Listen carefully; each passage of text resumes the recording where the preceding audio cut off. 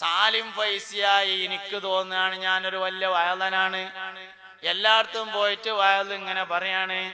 കുറെ ആൾക്കാരിന്റെ വയൽ കേൾക്കാൻ വേണ്ടിയൊക്കെ വരുന്നുണ്ട് എന്നിങ്ങനെ തോന്നുമ്പോഴാണ് മൊയ്യദ്ദീൻ മാല പാടിയത്.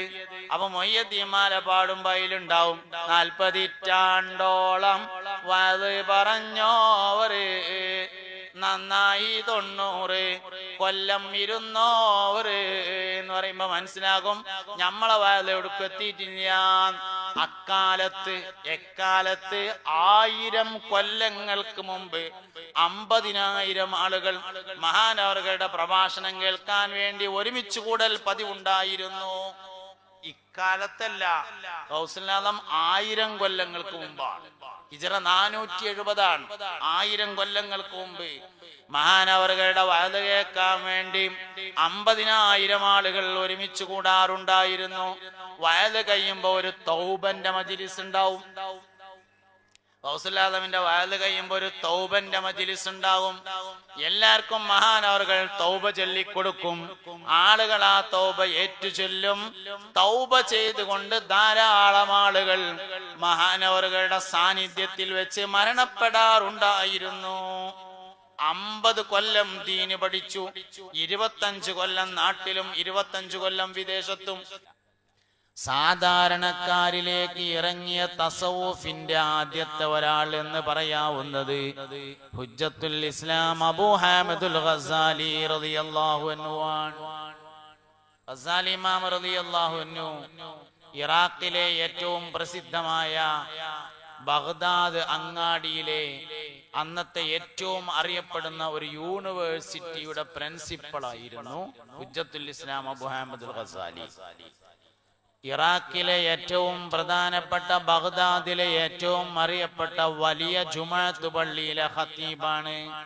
ഇന്നത്തെ ഭാഷയിൽ പറഞ്ഞാൽ ഗ്രാൻഡ് മോസ്കോയിലെ ചീഫ് ഇമാമാണ് എന്നൊക്കെ പറയാം. പുതിയ ഭാഷ ആകുമ്പോ അങ്ങനെയാണല്ലോ, വയസ്സായവർക്ക് തീരില്ല, ഇതിന്റെ കുഴപ്പമില്ല. ബഗ്ദാദിലെ ഇറാഖിലെ ബഗ്ദാദ് ടൗണിലെ ഗ്രാൻഡ് മോസ്കോയിലെ ചീഫ് ഇമാമായിരുന്നു ഹുജ്ജത്തുൽ ഇസ്ലാം അബൂ ഹാമിദുൽ ഗസാലി റളിയല്ലാഹു അൻഹു. മഹാനവറുകളുടെ ജുമുഅയിൽ കൂടാൻ വേണ്ടി, മഹാനവറുകളുടെ പ്രഭാഷണങ്ങളിൽ പങ്കെടുക്കാൻ വേണ്ടി വിദൂരമായ രാജ്യങ്ങളിൽ നിന്ന് ധാരാളം ആളുകൾ വന്നു ചേരൽ പതിവുണ്ട്. പ്രസംഗം കഴിഞ്ഞു പോകുമ്പോ ഓരോരു വർത്താനം പറയും. എന്തൊക്കെ ഉണ്ടായിട്ട് എന്താ കാര്യം എന്ന് പറയും. എന്താ വിഷയം? ഗസാലി ഇമാം റളിയല്ലാഹു അൻഹുവിന്റെ കാരണോലും നിസ്കരിക്കാൻ വരില്ല. അതാ പ്രശ്നം. അങ്ങനെ ആയ മനുഷ്യനാകെ സ്വീപ്പായല്ലോ. അതാണ് സംഗതി. മഹാനവറുകൾ വലിയ പ്രഭാഷകനാണ്. ധാരാളം ആളുകൾ പ്രഭാഷണം കേൾക്കാൻ വേണ്ടി വരും. വിദൂര നാടുകളിൽ നിന്നൊക്കെ ജുമുഅക്കാള് വരും. ബഗ്ദാദിലെ ഏറ്റവും അറിയപ്പെടുന്ന പള്ളിയിലെ ഇമാമാണ്. ജുമുഅക്ക് നിറയെ ആളുണ്ടാവും. ജുമുഅ കഴിഞ്ഞു പോകുമ്പോ ഒരു അടക്കം പറച്ചില്. എന്താ സംഗതിയൊക്കെ സൂപ്പർ തന്നെയാണ്, പക്ഷേ മൂപ്പര് നന്നാക്കുകയാണെങ്കിൽ ആദ്യം നന്നാക്കേണ്ടത് കാരണോലല്ലേ എന്ന് പറയും. കാരണം ജേഷംസ്കരിക്കാൻ വരില്ല. ഇതിങ്ങനെ കുറെ ഇങ്ങനെ അനുഭവിച്ചു, വല്ലാതെ ഇടങ്ങാറായി. പോലീസ് ഉമ്മാന്റെ അടുത്ത് വന്നിട്ട് പറഞ്ഞു, ഉമ്മ ഞാൻ ആകെ സ്വീപ്പായി പറഞ്ഞു. എന്ത് ചോദിച്ചു?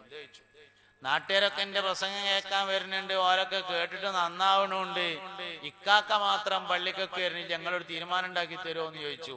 ഉമ്മ പറഞ്ഞു, ഞാൻ തീരുമാനം ഉണ്ടാക്കാം. ഗസാലി ഇമാമിന്റെ പേര് അബൂ ഹാമിദുൽ ഗസാലി എന്നാണ്.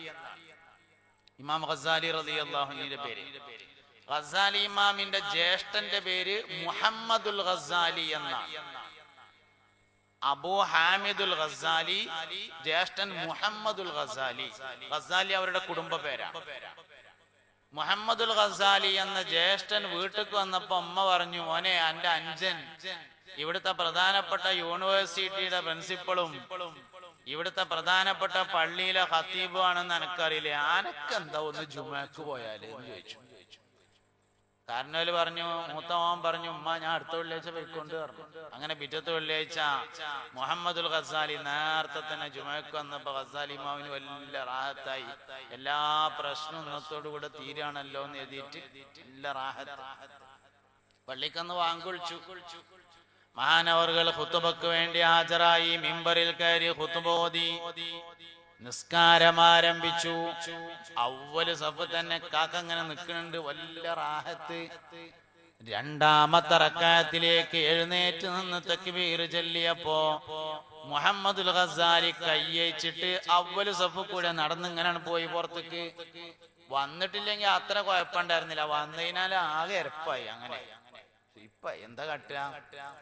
അന്ന് പിന്നെ ജുമ കഴിഞ്ഞേക്കിന് അവിടെ നിന്നോന്നില്ല, വേഗം പെരേക്ക് പോയി. കാരണം ആൾക്കാരൊക്കെ കൂടി പെരടിക്ക് പിന്നെ എന്തേലും വല്ല ടയർ എന്തേലും വെച്ചിട്ടിരോ എന്നുള്ളൊരു പ്രശ്നം ഉണ്ടല്ലോ. അതുകൊണ്ട് വേഗം പെരേ പോയി. ഇമ്മാട് പറഞ്ഞു സംഗതി പറ്റിച്ചു പറഞ്ഞു. എന്താ ചോദിച്ചു?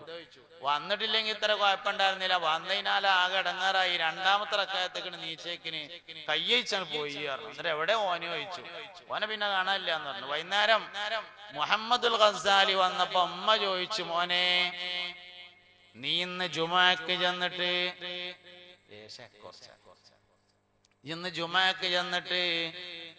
രണ്ടാമത്തെ റക്അത്തിലേക്ക് എഴുന്നേറ്റപ്പോ കൈയഴിച്ചു പോയി എന്ന് പറഞ്ഞല്ലോ, എന്തേ ഉണ്ടായി എന്ന് ചോദിച്ചപ്പോ പറഞ്ഞു, ഉമ്മ രണ്ടാമത്തെ റക്അത്തിലേക്ക് എഴുന്നേൽക്കുന്നത് വരെ പ്രശ്നങ്ങളൊന്നുമില്ല, രണ്ടാമത്തെ റക്അത്തേക്ക് നീച്ചതോടുകൂടെ ചോരയില് ആകെ അങ്ങോട്ട് കുളിച്ചപ്പോ ഞാൻ പോയതാണ് എന്ന് പറഞ്ഞു. എന്നിട്ട് മൂപ്പരിങ്ങനെ ഒരു ഹൗലായി ആയിട്ട് പോവുകയും ചെയ്തു. പിന്നെ അബൂ ഹാമിദുൽ ഗസാലി പറഞ്ഞപ്പോ അമ്മ പറഞ്ഞു, എന്റെ കാക്ക പറഞ്ഞത് രണ്ടാമത്തെ റക്അത്തേക്ക് എഴുന്നേറ്റപ്പോ ചോരയിൽ ഇങ്ങനെ കുളിച്ചപ്പോ ഞാൻ പോവുകയാണ് പറഞ്ഞ്, അങ്ങനെ പറഞ്ഞോ എന്ന് ചോദിച്ചു. എന്ന് പറഞ്ഞു. അതിലൊരു ശരിയുണ്ട്. എന്താ ശരി? ബഹുമാനപ്പെട്ട ഗസാലി ഇമാം റളിയല്ലാഹു അൻഹു കർമ്മശാസ്ത്രത്തിൽ ഫിഖ്ഹിൽ ഒരു കിതാബ് എഴുതി. അതിന്റെ പേര് ബസീത്ത് എന്നാണ്.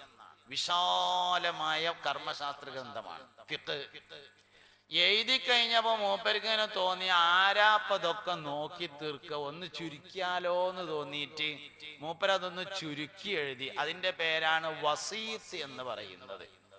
എഴുതി കഴിഞ്ഞപ്പോ മൂപ്പർക്ക് തോന്നി, ആരാപ്പതൊക്കെ നോക്കി തീർക്ക, ഒന്നും കൂടി ചുരുക്കിയാലോ എന്ന് തോന്നിയിട്ട് മൂന്നാമത്തെ ചുരുക്കല് നടക്കാണ് വജീസ്. ഹൈള് നിഫാസിന്റെ അവിടെ ഇങ്ങനെ മസല എഴുതിക്കൊണ്ടിരിക്കണതിന്റെ ഇടയില് പള്ളിക്കന്ന് മുക്രികാക്ക് വാങ്ങിക്കൊടുത്തതാണ്. ആ കടലാസും പേനി അവിടെ വെച്ചിട്ട് ജുമഅക്ക് പോയി, ഖുതുബ ഓതി. ഒന്നാം റക്അത്ത് കഴിഞ്ഞു. രണ്ടാം റക്അത്തിലേക്ക് എഴുന്നേറ്റതോടുകൂടെ കൽബിലേക്ക് ഹൈള് നിഫാസിന്റെ മസല എഴുതിയതിന്റെ ബാക്കി ഇങ്ങോട്ട് വന്നതാണ്. അപ്പോഴാണ് ഇക്കാക്ക കൈയഴിച്ചു പോയത് എന്ന് മനസ്സിലായപ്പോ മുഹമ്മദുൽ ഗസാലിയെ അന്വേഷിച്ചു പുറപ്പെട്ടു. ഇങ്ങനെ നടക്കുന്ന ഒരാളാണ്. മുഹമ്മദുൽ ഗസാലിയെ കണ്ടുപിടിച്ചിട്ട് പറഞ്ഞു, ഇന്നൊന്ന് നന്നാക്കി തരണം എന്ന് പറഞ്ഞു. അതില് പറഞ്ഞു, നന്നാക്കൊക്കെ ചെയ്യാ, തൊള്ളേത്ത നാവ് അടങ്ങിയിരിക്കണം എന്ന് പറഞ്ഞു. നന്നാക്കണേന് കുഴപ്പമൊന്നുമില്ല, നന്നാവണമെങ്കിൽ ഒരു വഴിയുണ്ട്, തൊള്ളേത്ത നാവ് അടങ്ങിയിരിക്കണം എന്ന് പറഞ്ഞു. ഞാൻ എന്താ വേണ്ടതെന്ന് ചോദിച്ചു. ബഗ്ദാദ് യൂണിവേഴ്സിറ്റിയുടെ പ്രിൻസിപ്പൽ സ്ഥാനം രാജിവെച്ചു.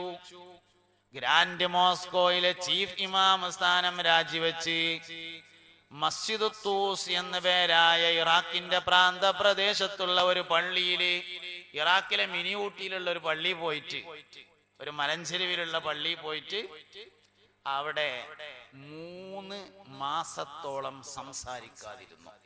അത്യാവശ്യത്തിന് മാത്രം വർത്തമാനം പറയും. അങ്ങനെ 3 മാസം ഇരുന്നു. ആ 3 മാസത്തെ നിശബ്ദ വ്രതം കഴിഞ്ഞതിന് ശേഷം, മൗനമായ വ്രതം കഴിഞ്ഞതിന് ശേഷം ആ പള്ളിയിൽ നിന്ന് പുറത്തിറങ്ങിയിട്ട് എഴുതിയ കിതാബാണ് ഇഹ്യാ ഉലൂമുദ്ദീൻ എന്ന കിതാബ്. തസവ്വുഫിന്റെ വളരെ പ്രധാനപ്പെട്ട വിശാലമായ രചനകളിൽ ആദ്യത്തേത് എന്ന് പറയാവുന്നത് ഹുജ്ജത്തുൽ ഇസ്ലാം അബൂ ഹാമിദുൽ ഗസാലി റളിയല്ലാഹു അൻഹുവിന്റെ രചനയാണ്. ഹിജ്റ 6-ാം നൂറ്റാണ്ടിലാണ് അത് നടക്കുന്നത്. മഹാനായ ഹുജ്ജത്തുൽ ഇസ്ലാം അബൂ ഹാമിദുൽ ഗസാലി റളിയല്ലാഹു അൻഹു വഫാത്തായ ദിവസത്തിൽ ഒരു മനുഷ്യൻ ജനിച്ചു. ആ മനുഷ്യന്റെ പേരാണ് ഗൗസുൽ ആലം സുൽത്താൻ മുഹിയുദ്ദീൻ അബ്ദുൽ ഖാദിർ അൽ ജിലാനി ഖദ്ദസല്ലാഹു സിർറഹുൽ അസീസ്. ശിഷ്യനാണെന്നൊരു അഭിപ്രായം ഉണ്ട്. പക്ഷെ എന്നാലും പ്രബലമായ അഭിപ്രായം ബഹുമാനപ്പെട്ട അബൂ ഹാമിദുൽ ഗസാലി റളിയല്ലാഹു അൻഹു വഫാത്തായ ദിവസമാണ് മുഹ്യിദ്ദീൻ ശൈഖ് റളിയല്ലാഹു അൻഹു ജനിച്ചത് എന്നാണ്. ഇഹ്യാ ഉലൂമുദ്ദീനിൽ ഹുജ്ജത്തുൽ ഇസ്ലാം അബൂ ഹാമിദുൽ ഗസാലി റളിയല്ലാഹു അൻഹു പറഞ്ഞു വെച്ച എല്ലാ നിയമങ്ങളെയും സാധാരണക്കാർക്കിടയിൽ നടപ്പിൽ വരുത്തി മഹാനായ ഗൗസുൽ ആലം സുൽത്താൻ മുഹിയുദ്ദീൻ അബ്ദുൽ ഖാദിർ ജീലാനി ഹിജ്റ 470കളാണ് കാലം. 470 എന്ന് പറയുന്നത് 5-ാം നൂറ്റാണ്ടാണ്. 401 മുതൽ 499 അല്ലെങ്കിൽ 500 വരെയുള്ള കാലഘട്ടമാണ് 5-ാം നൂറ്റാണ്ട് എന്ന് പറഞ്ഞത് മുഹിയുദ്ദീൻ ഷെയ്ഖിന്റെ കാലഘട്ടം. അതിന്റെ മുമ്പ് എന്തുകൊണ്ടില്ല എന്ന് ചോദിച്ചു കഴിഞ്ഞാല് അതിന്റെ മുമ്പ് അതിന്റെ ആവശ്യമില്ല. അതിന്റെ മുമ്പ് സാധാരണക്കാരൊക്കെ ഔലിയാക്കൾ തന്നെയാണ്. അതാണ് കാരണം. അബൂബക്കർ സിദ്ദീഖ് റളിയല്ലാഹു അൻഹു വലിയാണ്. ഉമർ ഇബ്നുൽ ഖത്താബ് റളിയല്ലാഹു അൻഹു വലിയാണ്. ഉസ്മാൻ ഇബ്നു അഫ്ഫാൻ റളിയല്ലാഹു അൻഹു വലിയാണ്. അലി ഇബ്നു അബീ താലിബ് റളിയല്ലാഹു അൻഹു വലിയാണ്. ഹസനുൽ ബസരി റളിയല്ലാഹു അൻഹു വലിയാണ്. അങ്ങനെ ഓരോ സഹാബത്തിനെയും താബികളെയും എടുത്താൽ എല്ലാവരും ഔലിയാക്കൾ തന്നെയാണ്. അന്നത്തെ സാധാരണക്കാർ വരെ വലിയ വലിയ ദർജയുള്ള ആളുകളായതിനാൽ തസവുഫ് എന്ന ഒന്ന് വേറെ ആവശ്യമുണ്ടായില്ല. 5, 6, 7, 8 ഹിജ്റ 5, 6, 7, 8 നൂറ്റാണ്ടുകളാണ് തസവുഫിന്റെ നൂറ്റാണ്ട്. ആ കാലത്താണ് ബഹുമാനപ്പെട്ട സയ്യിദുനാ അഹ്മദ് അൽ കബീർ റിഫാഇ റളിയല്ലാഹു അൻഹു വരുന്നത്. ആ കാലഘട്ടത്തിൽ തന്നെയാണ് മഹാനായ സയ്യിദുനാ അഹ്മദ് അൽ ബദവി റളിയല്ലാഹു അൻഹു വരുന്നത്. ആ കാലഘട്ടത്തിൽ തന്നെയാണ് മഹാനായ സയ്യിദുനാ ഇബ്രാഹിം അദ്ദസൂഖി റളിയല്ലാഹു അൻഹു വരുന്നത്. മഹാനായ സയ്യിദുനാ അബുൽ ഹസൻ അലി നിശാദുലി റളിയല്ലാഹു അൻഹു വരുന്നത്. ബഹാവുദ്ദീൻ നഖ്ശബന്ദി മുഹമ്മദ് ഔസിൽ ബുഖാരി റളിയല്ലാഹു അൻഹു വരുന്നത്. എല്ലാം ആ കാലഘട്ടത്തിലാണ്. നമുക്കൊരു പ്രത്യേകത ഉണ്ട്. നമുക്ക് പറഞ്ഞാല് സുന്നികൾക്ക്, നമുക്ക് പറഞ്ഞ സുന്നികൾക്ക് എന്നാണല്ലോ. സുന്നികൾക്ക് ഒരു പ്രത്യേകത ഉണ്ട്. എന്താ? എല്ലാ കാലഘട്ടത്തിലും വന്ന സ്വാലിഹ്യങ്ങളൊപ്പം നമ്മൾ ഉണ്ടാവും. അതാണ് നമ്മളൊരു പ്രത്യേകത. സമസ്തന്റെ 100ാം വാർഷികത്തിന്റെ പ്രമേയങ്ങൾ ശ്രദ്ധിച്ചോ? സമസ്തന്റെ 100ാം വാർഷികത്തിന്റെ പ്രമേയം സമസ്ത ഉണ്ടായിട്ട് 100 കൊല്ലാണല്ലോ ആയത്. പക്ഷെ പ്രമേയത്തിൽ നൂറ്റാണ്ടുകളിലൂടെ എന്ന് ജമ്മാണ്. ഒരു നൂറ്റാണ്ടല്ല, കുറെ നൂറ്റാണ്ടിനെ കുറിച്ചാണ് പറയുന്നത്. പ്രമേയങ്ങൾ ശ്രദ്ധിച്ചിട്ടുണ്ടോന്നറിയില്ല. നൂറ്റാണ്ടിലൂടെ എന്ന് ഏകവചനല്ല, നൂറ്റാണ്ടുകളിലൂടെ എന്ന് ബഹുവചനമാണ്. സമസ്ത ഉണ്ടായിട്ട് ഒരു നൂറ്റാണ്ടേ ആയിട്ടുള്ളൂ. പിന്നെ എങ്ങനെ നൂറ്റാണ്ടുകൾ ആയത്? അതിനൊരു കാരണമുണ്ട്. സമസ്ത കേരള ജംഇയ്യത്തുൽ ഉലമയുടെ പാരമ്പര്യം എന്ന് പറഞ്ഞാൽ അഹ്ലു സുന്നത്തി വൽ ജമാഅത്തിന്റെ പാരമ്പര്യം 100 കൊല്ലത്തെ പാരമ്പര്യമല്ല. മുത്തുനബി സല്ലല്ലാഹു അലൈഹി വസല്ലമയുടെ കാലത്തുണ്ടായ പാരമ്പര്യമാണ്. അന്ന് നമ്മളെല്ലാരും നബിന്റെ ഒപ്പാണ് സല്ലല്ലാഹു അലൈഹി വസല്ലം. സിദ്ദീഖുൽ അക്ബർ റളിയല്ലാഹു അൻഹുവിന്റെ കാലം വന്നു. സിദ്ദീഖ് തങ്ങളുടെ കാലത്ത് ചെറിയ അഭിപ്രായ വ്യത്യാസം ഉണ്ടായി. സക്കാത്ത് നിഷേധികൾ ഉണ്ടായി. ഇസ്ലാമിൽ അസംഘടിതമായി ആദ്യമായി ഉണ്ടായ അഭിപ്രായ വ്യത്യാസം മഹാനായ സയ്യിദുനാ സിദ്ദീഖുൽ അക്ബർ റളിയല്ലാഹു അൻഹുവിന്റെ കാലഘട്ടത്തിൽ ഉണ്ടായ സക്കാത്ത് നിഷേധമാകുന്നു. അവരുമായി സിദ്ദീഖ് റളിയല്ലാഹു അൻഹു സംവാദം നടത്തി. ചിലരുമായി യുദ്ധം ചെയ്തു. കുറച്ചാൾക്കാര് പിന്തിരിഞ്ഞു, ബാക്കി ആൾക്കാർ ഉറച്ചു നിന്നു. ഞമ്മളാരപ്പ? സിദ്ദീഖ് റളിയല്ലാഹു അൻഹുവിന്റെ ഒപ്പം. അതാണ് പാരമ്പര്യം. ഉമർ റളിയല്ലാഹു അൻഹുവിന്റെ കാലം വന്നു. വലിയ അഭിപ്രായ വ്യത്യാസമൊന്നും ഇല്ലാതെ അങ്ങനെയാണ് കഴിഞ്ഞു പോയി. ഉസ്മാൻ റളിയല്ലാഹു അൻഹുവിന്റെ കാലത്താണ് അൽ ഫിത്നത്തുൽ കുബ്ര എന്ന് പറയുന്ന ഈ മുസ്ലിം സമൂഹത്തിലെ ഏറ്റവും വലിയ ഫിത്നയുണ്ടാകുന്നത്. ഉമർ ഇബ്നുൽ ഖത്താബ് റളിയല്ലാഹു അൻഹു ലോകത്തിന്റെ വിവിധ ഭാഗങ്ങളിലേക്ക് നിശ്ചയിച്ചിരുന്ന ഗവർണർമാരുടെ മേൽ അഴിമതി ആരോപണം നടത്തി. ജൂതന്മാരാണ് ആരോപണം നടത്തിയത്. ഒന്നുമില്ലാതപ്പോ അങ്ങനെ പറയില്ലല്ലോ എന്ന് കുറച്ച് ആൾക്കാർക്ക് തോന്നി. അങ്ങനെയല്ലോ, കാറില്ലാതെ മഴ പെയ്യൂല എന്ന് പറയും ചില ആൾക്കാര്, തീയില്ലാതെ പുക ഉണ്ടാവൂല എന്ന് പറയും ചില ആൾക്കാര്. ഒന്നുമില്ലാതപ്പോ അങ്ങനെ പറയില്ലല്ലോ എന്ന് പറഞ്ഞിട്ട് കുറച്ച് ആൾക്കാര് അഴിമതി ആരോപണം ഉന്നയിച്ച ആൾക്കാരൊപ്പം ചേർന്നു. ഉസ്മാൻ റളിയല്ലാഹു അൻഹു സമ്മതിച്ചില്ല. നമ്മളാരൊപ്പ? ഉസ്മാൻ റളിയല്ലാഹുവിന്റെ ഒപ്പം. അതാണ് പാരമ്പര്യം എന്ന് പറഞ്ഞത്. എല്ലാ കാലത്തും നമ്മൾ സ്വാലിഹ്യങ്ങളൊപ്പം നിന്നു. അലി റളിയല്ലാഹുവിന്റെ കാലഘട്ടത്തിൽ അഭിപ്രായ വ്യത്യാസം ഉണ്ടായി. അലി റളിയല്ലാഹുവിനും മുആവിയ റളിയല്ലാഹുവിനും തമ്മിൽ അഭിപ്രായ വ്യത്യാസം ഉണ്ടായി. നമ്മൾ ആരപ്പാ? അലി റളിയല്ലാഹുവിന്റെ ഒപ്പം. അവിടുന്ന് ഇങ്ങനെ പോന്നാൽ താബിയുടെ കാലഘട്ടം വന്നു. ഹസനുൽ ബസരി റളിയല്ലാഹുവിന്റെ കാലഘട്ടത്തില് മഹാനവർകളുടെ ശിഷ്യൻ തന്നെ ആദ്യമായി ഇസ്ലാമിക ലോകത്ത് അഭിപ്രായ വ്യത്യാസം കൊണ്ടുവന്നു. നമ്മളാരപ്പാ? ഹസനുൽ ബസരിന്റെ ഒപ്പം. എല്ലാ കാലഘട്ടത്തിലും അങ്ങനെയാണ്. ഹിജ്റ 3 നൂറ്റാണ്ട് കഴിയുന്നതിന് മുമ്പ് തന്നെ ഇമാം ഷാഫി റളിയല്ലാഹു അൻഹു വന്നു, അബൂ ഹനീഫ ഇമാം റളിയല്ലാഹു അൻഹു വന്നു, അഹ്മദ് ഇബ്നു ഹംബൽ റളിയല്ലാഹു അൻഹു വന്നു, മാലിക് റളിയല്ലാഹു അൻഹു വന്നു. 4 മദ്ഹബ് ആക്കിയതല്ല, 4 മദ്ഹബ് ആയതാണ്. മദ്ഹബ് വേറെ ഉണ്ടായിരുന്നു, പറ്റാത്തോണ്ടാണ്. മദ്ഹബ് 4 നല്ല ഉണ്ടായിട്ട് വേറെ ഉണ്ടായിട്ടുണ്ട്. 10ഓളം മദ്ഹബുകൾ ഉണ്ടായിട്ടുണ്ട്. ദാവൂദുല്ലാഹിരിയുടെ മദ്ഹബ് ഉണ്ടായിട്ടുണ്ട്. അബ്ദുല്ലാഹിൽ ഇബാദ് എന്ന് പറയുന്ന ആളുടെ മദ്ഹബ് ഉണ്ടായിട്ടുണ്ട്. ജഅഫർ സാദിഖ് റളിയല്ലാഹു അൻഹുവിന്റെ മദ്ഹബ് ഉണ്ടായിട്ടുണ്ട്. സ്വീകരിക്കാൻ പാടില്ല, കാരണം അത് ഹക്കല്ല, ഹക്കിന്റെ പേരിൽ മാത്രമേ നിൽക്കാൻ പാടുള്ളൂ പറഞ്ഞു. ഹക്ക് 4 ഉള്ളൂ. ഷാഫി മദ്ഹബ് തന്നെ ആവണമെന്ന് നമുക്ക് നിർബന്ധമൊന്നുമില്ല. 4 ഏതായാലും കുഴപ്പമില്ല എന്ന് നമ്മൾ പറയണത്. നമ്മുടെ പള്ളിന്റെയും മദ്രസിന്റെ ഒക്കെ ഭരണഘടനയിൽ ഉണ്ടാവും ഷാഫി, ഹനഫി, ഹംബലി, മാലിക്കി 4 മദ്ഹബിനെ സ്വീകരിക്കണം. നമ്മള് ഷാഫികളാണെന്ന് എഴുതിയിട്ട് എല്ലാവരും ഷാഫികളാവണമെന്ന് നമുക്ക് അഭിപ്രായമൊന്നുമില്ല, വാശിയൊന്നുമില്ല. നമ്മളേതാ വെച്ചാ അതന്നെ ഇക്കോളം എന്നുള്ള വാശിയല്ലത്. ഹക്ക് 4 ഉള്ളൂ, ശരി 4 ഉള്ളൂ, അതിനാൽ 4 ആവാൻ പറ്റുള്ളൂ എന്നാണ്. ലോകവ്യാപകമായി നമ്മൾ പരിശോധിച്ച് നോക്കുമ്പോൾ ലോകത്ത് ഏറ്റവും കൂടുതലുള്ളത് ഷാഫി മദ്ഹബ് എന്നല്ല, ഇന്ത്യയിൽ ഏറ്റവും കൂടുതലുള്ളത് ഹനഫി മദ്ഹബാണെന്നാണ്. കേരളത്തിൽ ഷാഫി മദ്ഹബാണ്. അതുകൊണ്ട് ഷാഫി മദ്ഹബുകാരായ നമുക്ക് എല്ലാവർക്കും ഷാഫി മദ്ഹബുകാരാവണം എന്ന അഭിപ്രായമൊന്നുമില്ല. ഷാഫി ആയാലും കുഴപ്പമില്ല, ഹനഫി ആയാലും കുഴപ്പമില്ല, ഹംബലി ആയാലും കുഴപ്പമില്ല, മാലിക്കി ആയാലും കുഴപ്പമില്ല എന്നാ നമ്മളെ അഭിപ്രായം. അല്ലാത്തത് പറ്റൂല. എന്തുകൊണ്ട്? ദാവൂദുല്ലാഹിരിയുടെ മദ്ഹബ് സ്വീകരിക്കാൻ പാടില്ല. എന്തുകൊണ്ട്? ആ മദ്ഹബ് മുഴുവനായും ക്രോഡീകരിക്കപ്പെട്ടിട്ടില്ല, അതിനാൽ പറ്റൂല. അബ്ദുല്ലാഹിൽ ഇബാദിന്റെ മദ്ഹബ് സ്വീകരിക്കാൻ പാടില്ല, കാരണം അത് നിയമത്തോടും ന്യായത്തോടും ഹക്കിനോടും യോജിക്കുന്നതല്ല. അബ്ദുല്ലാഹിൽ ഇബാദിന്റെ മദ്ഹബ് ഇന്ന് നിലവിലുണ്ട്, ആഫ്രിക്കൻ രാജ്യങ്ങളിലുണ്ട്, ഒമാനിലുണ്ട്. ഇബാദിയാക്കൾ എന്ന് വരാൻ ആൾക്കാർ ഒമാനിലുണ്ട്. ഒമാനിൽ പോയ ആൾക്കാർക്ക് അറിയാം.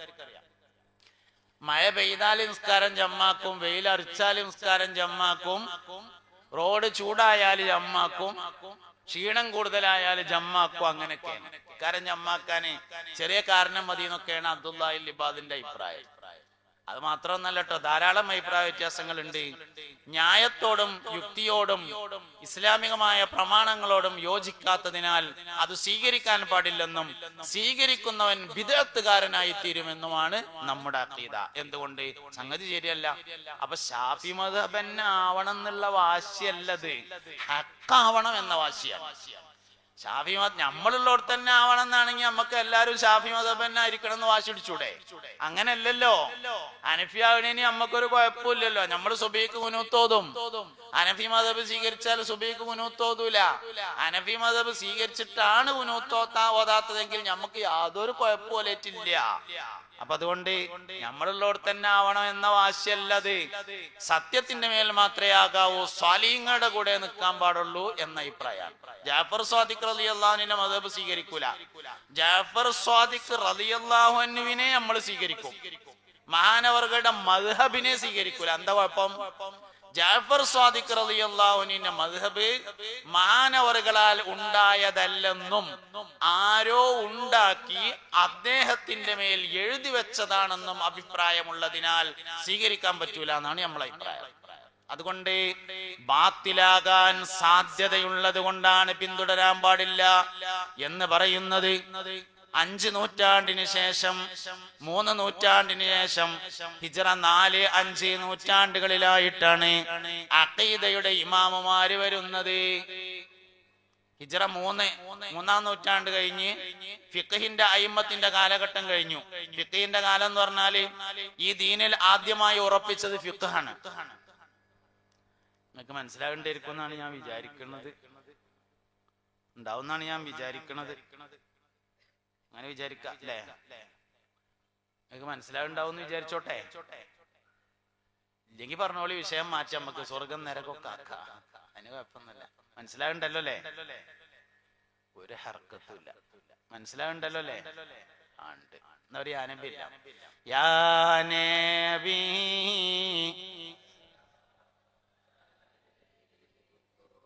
യാ റസൂൽ സലാം അലൈക്കും യാ ഹബീബ്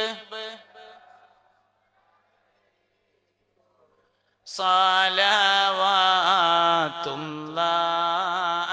അലൈക്കും അശ്റഖൽ ബദ്റു അലൈനാ فاختفت منه البدور مثل حسنك ما رأينا قط يا وجه سروري يا نبي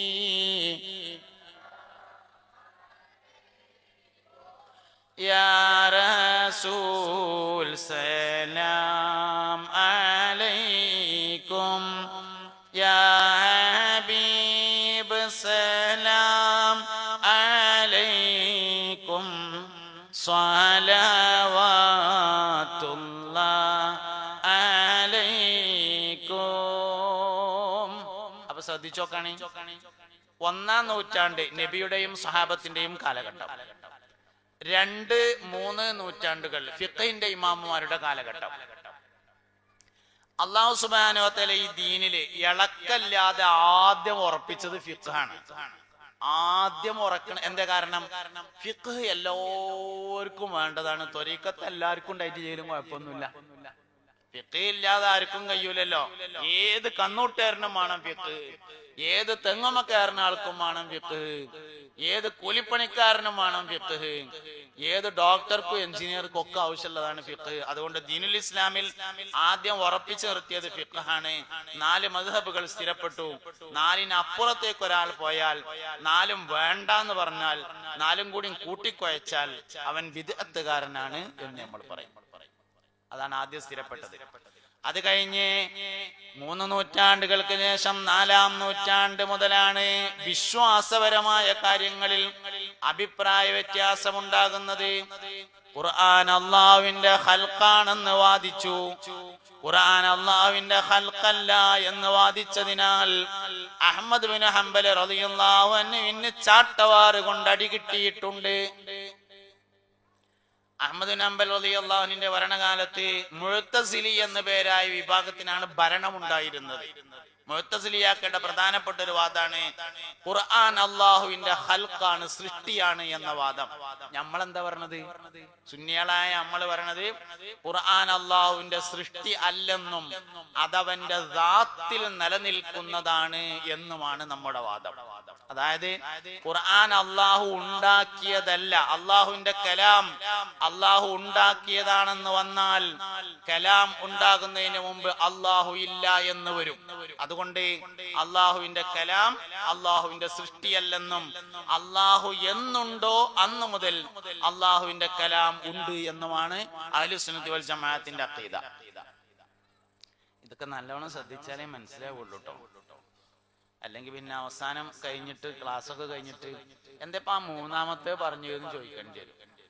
അപ്പൊ വന്നിരിക്കുക എല്ലാവരും. ഇൻഷാ അല്ലാഹ് സദസ്സൊക്കെ വളരെ ഗംഭീരമായിട്ടുണ്ട്, ഉഷാറായിട്ടുണ്ട്. മൈക്ക് അതിലേറെ ഉഷാറാണ്, ക്യാമറ അതിനേക്കാൾ ഉഷാറാണ്, ഒരുക്കങ്ങളൊക്കെ വളരെ ഗംഭീരമാണ്. കവറ് കൊടുന്നവര് ബക്കറ്റിൽ ഇട്ട് കൊടുക്കണം. തങ്ങൾ വന്നിട്ട് ബക്കറ്റ് ടി വി നടത്തുന്നത് അപ്പൊ അതിനടത്തിയാലോ? തങ്ങൾ വന്നിട്ട് നടത്തണം.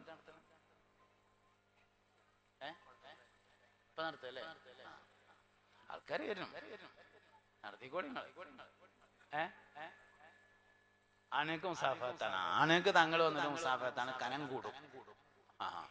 പെണ്ണുങ്ങൾക്ക് ബക്കറ്റാണ്, കനം ഒട്ടും കുറക്കണ്ട. അപ്പൊ അത് ഇൻഷാ അല്ലാഹ് ഒരു സൗകര്യം പോലെ പിരിച്ചോളും. അതിനു വേണ്ടി പ്രത്യേക സമയമൊന്നും കാണേണ്ട ആവശ്യമില്ല. ഇവിടെ നോക്കിയല്ലാരും എനിക്ക് നോക്കിയാലേ വയലറിയാൻ കഴിയുള്ളൂ എന്നുള്ള എൻ്റെ ഒരു പ്രശ്നമാണ്. നോട്ടം പോയാൽ വയല് പോകും, അതാണ്. അങ്ങനെ നോക്കിയിരിക്കണം. അപ്പൊ ഞാൻ അങ്ങനെ പറയാം, അങ്ങനെ. അപ്പൊ എല്ലാരും കൂടി നോക്കുക. എല്ലാരും ചൊല്ലി ഫിൽ ഖിയാമത്തി മുശ്ഫിഖൻ വഹ്ലനാ ഇല്ലാ سيدي خير النبي الصلاة على النبي كل وقت دائما لها نجم في السماء سيدي خير النبي لا إله إلا الله لا إله إلا الله لا إله إلا الله محمد رسول الله. ഇങ്ങോട്ട് നോക്കുക എല്ലാരും. അപ്പൊ 3, 4, 5 നൂറ്റാണ്ടുകളിലാണ് അഖീദയുടെ ഇമാമുകൾ വരുന്നത്. നമ്മളെ പാരമ്പര്യത്തിൽ ആദ്യം ഉറപ്പിച്ചത് ഫിഖ് ആണ്. എന്തുകൊണ്ട്? എല്ലാവർക്കും ആവശ്യമുള്ളതായിരുന്നു ഫിഖ്. 5-ാം നൂറ്റാണ്ട് കഴിയുന്നതോടുകൂടി ഈമാൻ കാര്യത്തിൽ വരെ അഭിപ്രായ വ്യത്യാസം ഉണ്ടായി. അള്ളാഹുവിലുള്ള വിശ്വാസത്തിൽ അഭിപ്രായ വ്യത്യാസം ഉണ്ടായി. അതിനാൽ ഈമാൻ ഉറപ്പിക്കേണ്ടി വന്നു. ഖുർആൻ അള്ളാഹുവിന്റെ ഖൽഖാണെന്ന് വാദിച്ചു. നമ്മളെ വിശ്വാസം അനുസരിച്ച് ഖുർആൻ അള്ളാഹുവിന്റെ ദാത്തിൽ നിലനിൽക്കുന്നതാണ്. ലൈലത്തുൽ ഖദ്റിന്റെ അന്നാണ് ഖുർആൻ ഇറങ്ങിയത്. ലൈലത്തുൽ ഖദ്റിന്റെ അന്ന് ഖുർആൻ അള്ളാഹുവിൽ നിന്ന് ഇറങ്ങി എന്നല്ല, മുഹമ്മദ് നബിയിലേക്ക് ഇറങ്ങി എന്നാണ് സല്ലല്ലാഹു അലൈഹി വസല്ലം. നല്ല മനസ്സിലാക്കണം. ലൈലത്തുൽ ഖദ്റിന്റെ അന്ന് ഖുർആൻ അള്ളാഹുവിൽ നിന്ന് ഇറങ്ങി എന്നല്ല, മുഹമ്മദ് നബിയിലേക്ക് ഇറങ്ങി എന്നാണ്. മനസ്സിലാവുണ്ടോന്ന് അറിയില്ല പഠിച്ചോനെ. ലൈലത്തുൽ ഖദ്റിന്റെ അന്ന് അല്ലാഹു തആല ജിബ്രീലിനെ വിളിച്ചിട്ട് ബിസ്മില്ലാഹിർ റഹ്മാനിർ റഹീം ഇഖ്റാ ബിസ്മി റബ്ബിക്കൽ ലദീ ഖലഖ് ഖലഖൽ ഇൻസാന മിൻ അലഖ് ഇഖ്റാ വറബ്ബുക്കൽ അക്രമുൽ ലദീ അല്ലമ ബിൽ ഖലം അല്ലമൽ ഇൻസാന മാ ലം യഅലം ഓതി കൊടുത്തുങ്ങാണ്ട് ഇത് മുഹമ്മദ് നബിക്ക് സല്ലല്ലാഹു അലൈഹി വസല്ലമക്ക് പോയി ഓതി കൊടുത്തലാന്ന് പറഞ്ഞതല്ല. അള്ളാഹുവിൽ നിന്ന് ലൈലത്തുൽ ഖദ്റിന്റെ അന്ന് ഖുർആൻ ഇറങ്ങിയെന്നല്ല. ഖുർആൻ അള്ളാഹു എന്നുണ്ടോ അന്ന് അള്ളാഹുവിന്റെ കലാമുണ്ടെന്നാണ് അഹ്ലുസുന്നത്തി വൽ ജമാഅയുടെ ഇഅ്തിഖാദ്. ലൈലത്തുൽ ഖദ്റിന്റെ അന്ന് എന്തേ ഉണ്ടായത്? നബിയിലേക്ക് അത് എത്തിയത് ലൈലത്തുൽ ഖദ്റിന്റെ അന്നാണ്. ഇന്നാ അൻസൽനാഹു ഫീ ലൈലത്തുൽ ഖദ്ർ. അതുകൊണ്ട് ലൈലത്തുൽ ഖദ്റിനേക്കാൾ പ്രത്യേകത നബി തങ്ങൾക്ക് ഉണ്ട് എന്ന് നമ്മൾ പറയും സല്ലല്ലാഹു അലൈഹി വസല്ലം. ലൈലത്തുൽ ഖദ്റിനേക്കാൾ പ്രാധാന്യം മുഹമ്മദ് നബിക്കുണ്ട് സല്ലല്ലാഹു അലൈഹി വസല്ലം. എന്തേ കാരണം? ലൈലത്തുൽ ഖദ്റിന്റെ അന്ന് ഖുർആൻ അള്ളാഹുവിൽ നിന്ന് ഇറങ്ങിയതല്ല, മുഹമ്മദ് നബിയിലേക്ക് ഇറങ്ങിയതാണ്. മുഹമ്മദ് നബി ഇല്ലെങ്കിൽ ഇറങ്ങൂല. അതിനാൽ ഖുർആനിനേക്കാൾ പ്രത്യേകത മുഹമ്മദ് നബിക്കുണ്ട് സല്ലല്ലാഹു അലൈഹി വസല്ലം. ഇനി ഖുർആന്റെ പ്രത്യേകത എന്താണ്? അള്ളാന്റെ കലാമായി എന്നുള്ളതല്ല, അള്ളാഹുവിന്റെ കലാമാണ് എന്ന പ്രത്യേകതയാണെങ്കിൽ അത് തൗറാത്തിനുണ്ട്. തൗറാത്തും അള്ളാഹുവിന്റെ കലാം തന്നെയാണ്. ഇഞ്ചീലും അള്ളാഹുവിന്റെ കലാം തന്നെയാണ്. സബൂറും അള്ളാഹുവിന്റെ കലാമാണ്. തൗറാത്തിനില്ലാത്ത, ഇഞ്ചീലിനില്ലാത്ത, സബൂറിനില്ലാത്ത എന്ത് പ്രത്യേകതയാണ് ഖുർആനിനുള്ളത് എന്ന് ചോദിച്ചാല് ഖുർആൻ മുഹമ്മദ് നബിക്ക് ഇറങ്ങിയതാണ് എന്നതാണ് പ്രത്യേകത സല്ലല്ലാഹു അലൈഹി വസല്ലം. അതുകൊണ്ട് ലൈലത്തുൽ ഖദ്റിന്റെ അന്ന് ഖുർആൻ അള്ളാഹുവിൽ നിന്നിറങ്ങി എന്നല്ല, മുഹമ്മദ് നബിയിലേക്ക് ഇറങ്ങി എന്നാണ്. കാരണം ഖുർആൻ അള്ളാഹുവിന്റെ ദാത്തിൽ നിലനിൽക്കുന്ന അസലിയായ കലാമാണ്. അതിന് അക്ഷരമില്ല, അതിന് ശബ്ദമില്ല. ബിസ്മില്ലാഹിർ റഹ്മാനിർ റഹീം ഖുർആനാണ്. ബിസ്മില്ലാഹിർ റഹ്മാനിർ റഹീം എന്നത് ഖുർആനാണ്. അക്ഷരമാരത സാലിം വൈസിയുടെ, ഒച്ച ആരത സാലിം വൈസിയുടെ, അള്ളാന്റെ അല്ല. നിങ്ങൾക്ക് മനസ്സിലാവുണ്ടോന്ന് എനിക്ക് മനസ്സിലാവണില്ല കേട്ടോ. അൽഹംദുലില്ലാഹി റബ്ബിൽ ആലമീൻ എന്നുള്ളത് ഖുർആനാണ്. ഒച്ച ആരതാണ്? സാലിം വൈസിയുടെ. അക്ഷരമാരതാണ്? സാലിം വൈസിന്റെ. അർറഹ്മാനിർ റഹീം എന്നത് ഖുർആനാണ്. അക്ഷരമാരത മുത്തുനബിയുടെ, ഒച്ചാരത മുത്തുനബിയുടെ സല്ലല്ലാഹു അലൈഹി വസല്ലം. മാലിക് യൗമിദ്ദീൻ എന്നത് ഖുർആനാണ്. അക്ഷരമാരുടേതാണ് ജിബ്രീലിന്റെ അലൈഹിസ്സലാം. ശബ്ദന്മാരുടേതാണ് ജിബ്രീലിന്റെ അലൈഹിസ്സലാം. അവിടുന്ന് അങ്ങോട്ട് വിട്ടാൽ അതിന് അക്ഷരമില്ല, ശബ്ദമില്ല. അഹ്ലുസുന്നത്തി വൽ ജമാഅ അത് ഉണ്ടെന്ന് വാദിച്ചു ചില ആളുകള്. വിശ്വാസത്തിൽ വന്ന ആദ്യത്തെ അഭിപ്രായ വ്യത്യാസമാണ്. ഈ അഭിപ്രായ വ്യത്യാസം ഉണ്ടായതിന്റെ പേരിൽ ഖുർആൻ അല്ലാഹുവിന്റെ ഖൽഖല്ല എന്ന് പറഞ്ഞതിന്റെ പേരിൽ മഹാനായ അഹ്മദ് ഇബ്നു ഹംബൽ റളിയല്ലാഹു അൻഹുവിനെ അറസ്റ്റ് ചെയ്ത് ജയിലിലടക്കാൻ തീരുമാനിച്ചു ഭരണകൂടം. അറസ്റ്റ് ചെയ്യാൻ വേണ്ടി പട്ടാളക്കാർ വരുന്നുണ്ട് എന്ന് പറഞ്ഞപ്പോ ശിഷ്യന്മാര് ഉസ്താദിനോട് പറഞ്ഞു, നിങ്ങൾ എവിടെയും പോയിട്ടൊന്ന് ഒളിച്ചിരുന്ന ആളി പറഞ്ഞു. അഹ്മദ് ബിൻ ഹംബൽ റളിയല്ലാഹു അൻഹു ഒരു ഗുഹയിൽ അഭയം പ്രാപിച്ചു. 3 ദിവസം കഴിഞ്ഞപ്പോ മൂപ്പര് അവിടുന്ന് പുറത്തിറങ്ങി. അപ്പൊ ശിഷ്യന്മാര് ചോദിച്ചു, ഉസ്താദെ പട്ടാളക്കാർ പോയിട്ടില്ലല്ലോ, നിങ്ങൾ എന്തേ ഇറങ്ങിയെന്ന് ചോദിച്ചോ. പറഞ്ഞു, മുത്തുനബി ആകെ ഗുഹയിൽ 3 ദിവസം ഇരുന്നിട്ടുള്ളൂ, അതിനേക്കാൾ ഇരിക്കാൻ പറ്റൂല പറഞ്ഞാണ്ട് പുറത്തു പോകും. ഇത്തിബാ പുണ്യനബി ജബലുന്നൂർ സൗർ പർവ്വതത്തിന്റെ ഗുഹയിൽ ഹിജറ പോകുന്ന സമയത്താണ് ഗുഹയിൽ ഇരുന്നത്. അത് 3 ദിവസം ഇരുന്നിട്ടുള്ള, അതിലപ്പുറം ഇരുന്നിട്ടില്ല.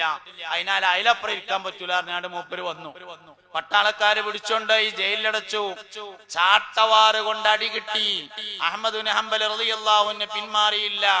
ഖുർആൻ അല്ലാഹുവിന്റെ ഖൽഖല്ലെന്നും അവന്റെ ദാത്തിൽ നിലനിൽക്കുന്നത് തന്നെയാണെന്നും മഹാനവറുകൾ വാദിച്ചു. നമ്മളാരപ്പ? അഹ്മദ് ബിൻ ഹംബലിന്റെ ഒപ്പം. കാരണം അതാണ് ശരി. അതുകൊണ്ട് വന്നു. അഹ്മദ് ബിൻ ഹംബൽ റളിയല്ലാഹു അൻഹു നമ്മളെ മൂത്താപ്പായതുകൊണ്ടൊന്നല്ല, ശരിയായതുകൊണ്ടാണ്. ഈ അഖീദയെ, ഈ വിശ്വാസത്തെ രണ്ടാളുകൾ ക്രോഡീകരിച്ചു 4-ാം നൂറ്റാണ്ടിലും 5-ാം നൂറ്റാണ്ടിലും. ഒന്ന് സയ്യിദുനാ അബുൽ ഹസൻ അൽ അശ്അരി റളിയല്ലാഹു അൻഹു, മറ്റൊന്ന് അബാ മൻസൂരിനിൽ മാതുരിദി റളിയല്ലാഹു അൻഹു ആണ്. നമ്മള് അശ്അരിയാക്കളാണ്, നമ്മളെ അശാഇറത്ത് എന്നാണ് പറയാ. നമ്മൾ അബുൽ ഹസൻ അൽ അശ്അരി റളിയല്ലാഹു അൻഹുവിന്റെ അഭിപ്രായം സ്വീകരിച്ചവരാണ്. അബുൽ ഹസൻ അൽ അശ്അരിന്റെ തന്നെ സ്വീകരിക്കണം എന്ന് നമുക്ക് നിർബന്ധമില്ല. അബാ മൻസൂരിനിൽ മാതുരിദിയെ സ്വീകരിച്ചാൽ മതി, കാരണം അതും ഹക്കാണ്. നമ്മളൊപ്പം കൂടണം എന്നല്ല നമ്മളെ അഭിപ്രായം, ശരിയുടെ ഒപ്പമേ നിൽക്കാൻ പാടുള്ളൂ എന്നതാണ് നമ്മുടെ അഭിപ്രായം. നമ്മളൊപ്പം കൂടണം എന്നാണെങ്കിൽ എല്ലാരും അബുൽ ഹസൻ അശ്അരിയുടെ അഭിപ്രായം സ്വീകരിക്കണം എന്നല്ലേ നമ്മൾ പറയേണ്ടത്?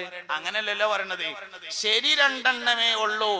ഒന്ന് അബുൽ ഹസൻ അൽ അശ്അരി റളിയല്ലാഹു അൻഹുവിന്റെ വിശ്വാസപരമായ ക്രോഡീകരണവും മറ്റൊന്ന് അബാ മൻസൂരിനിൽ മാതുരിദി റളിയല്ലാഹു അൻഹുവിന്റെ വിശ്വാസപരമായ ക്രോഡീകരണവും. ഇത് രണ്ടിലൊന്നിലേ നിൽക്കാൻ പറ്റുള്ളൂ എന്ന് പറഞ്ഞു. ഇതാണ് 4-5 നൂറ്റാണ്ടുകൾ എന്ന് പറയുന്നത്. 5-ാം നൂറ്റാണ്ടിൽ തന്നെ, പ്രത്യേകിച്ച് 6, 7, 8 നൂറ്റാണ്ടുകളിലായി ലോകത്ത് ത്വരീഖത്തുകൾ വന്നു, തസവ്വുഫിന്റെ അഹ്ലുകാർ വന്നു. അതിന്റെ മുമ്പ് അതിന്റെ ആവശ്യം ഉണ്ടായിരുന്നില്ല. സാധാരണക്കാരൊക്കെ നല്ല നല്ല മനുഷ്യന്മാരായിരുന്നു. അതിന്റെ ശേഷമാണ് ആവശ്യം വന്നത്. അപ്പൊ വന്നു. ആ കാലത്ത് തന്നെ കേരളത്തിലും വന്നിട്ടുണ്ട്. ആ കാലഘട്ടത്തിൽ തന്നെ കേരളത്തിൽ വന്നു. കോഴിക്കോട് ഖാദിമാർ, ഖാദി മുഹമ്മദ് റളിയല്ലാഹു അൻഹു വഴിയായി കേരളത്തിൽ ഖാദിരിയ്യ ത്വരീഖത്ത് വന്നു.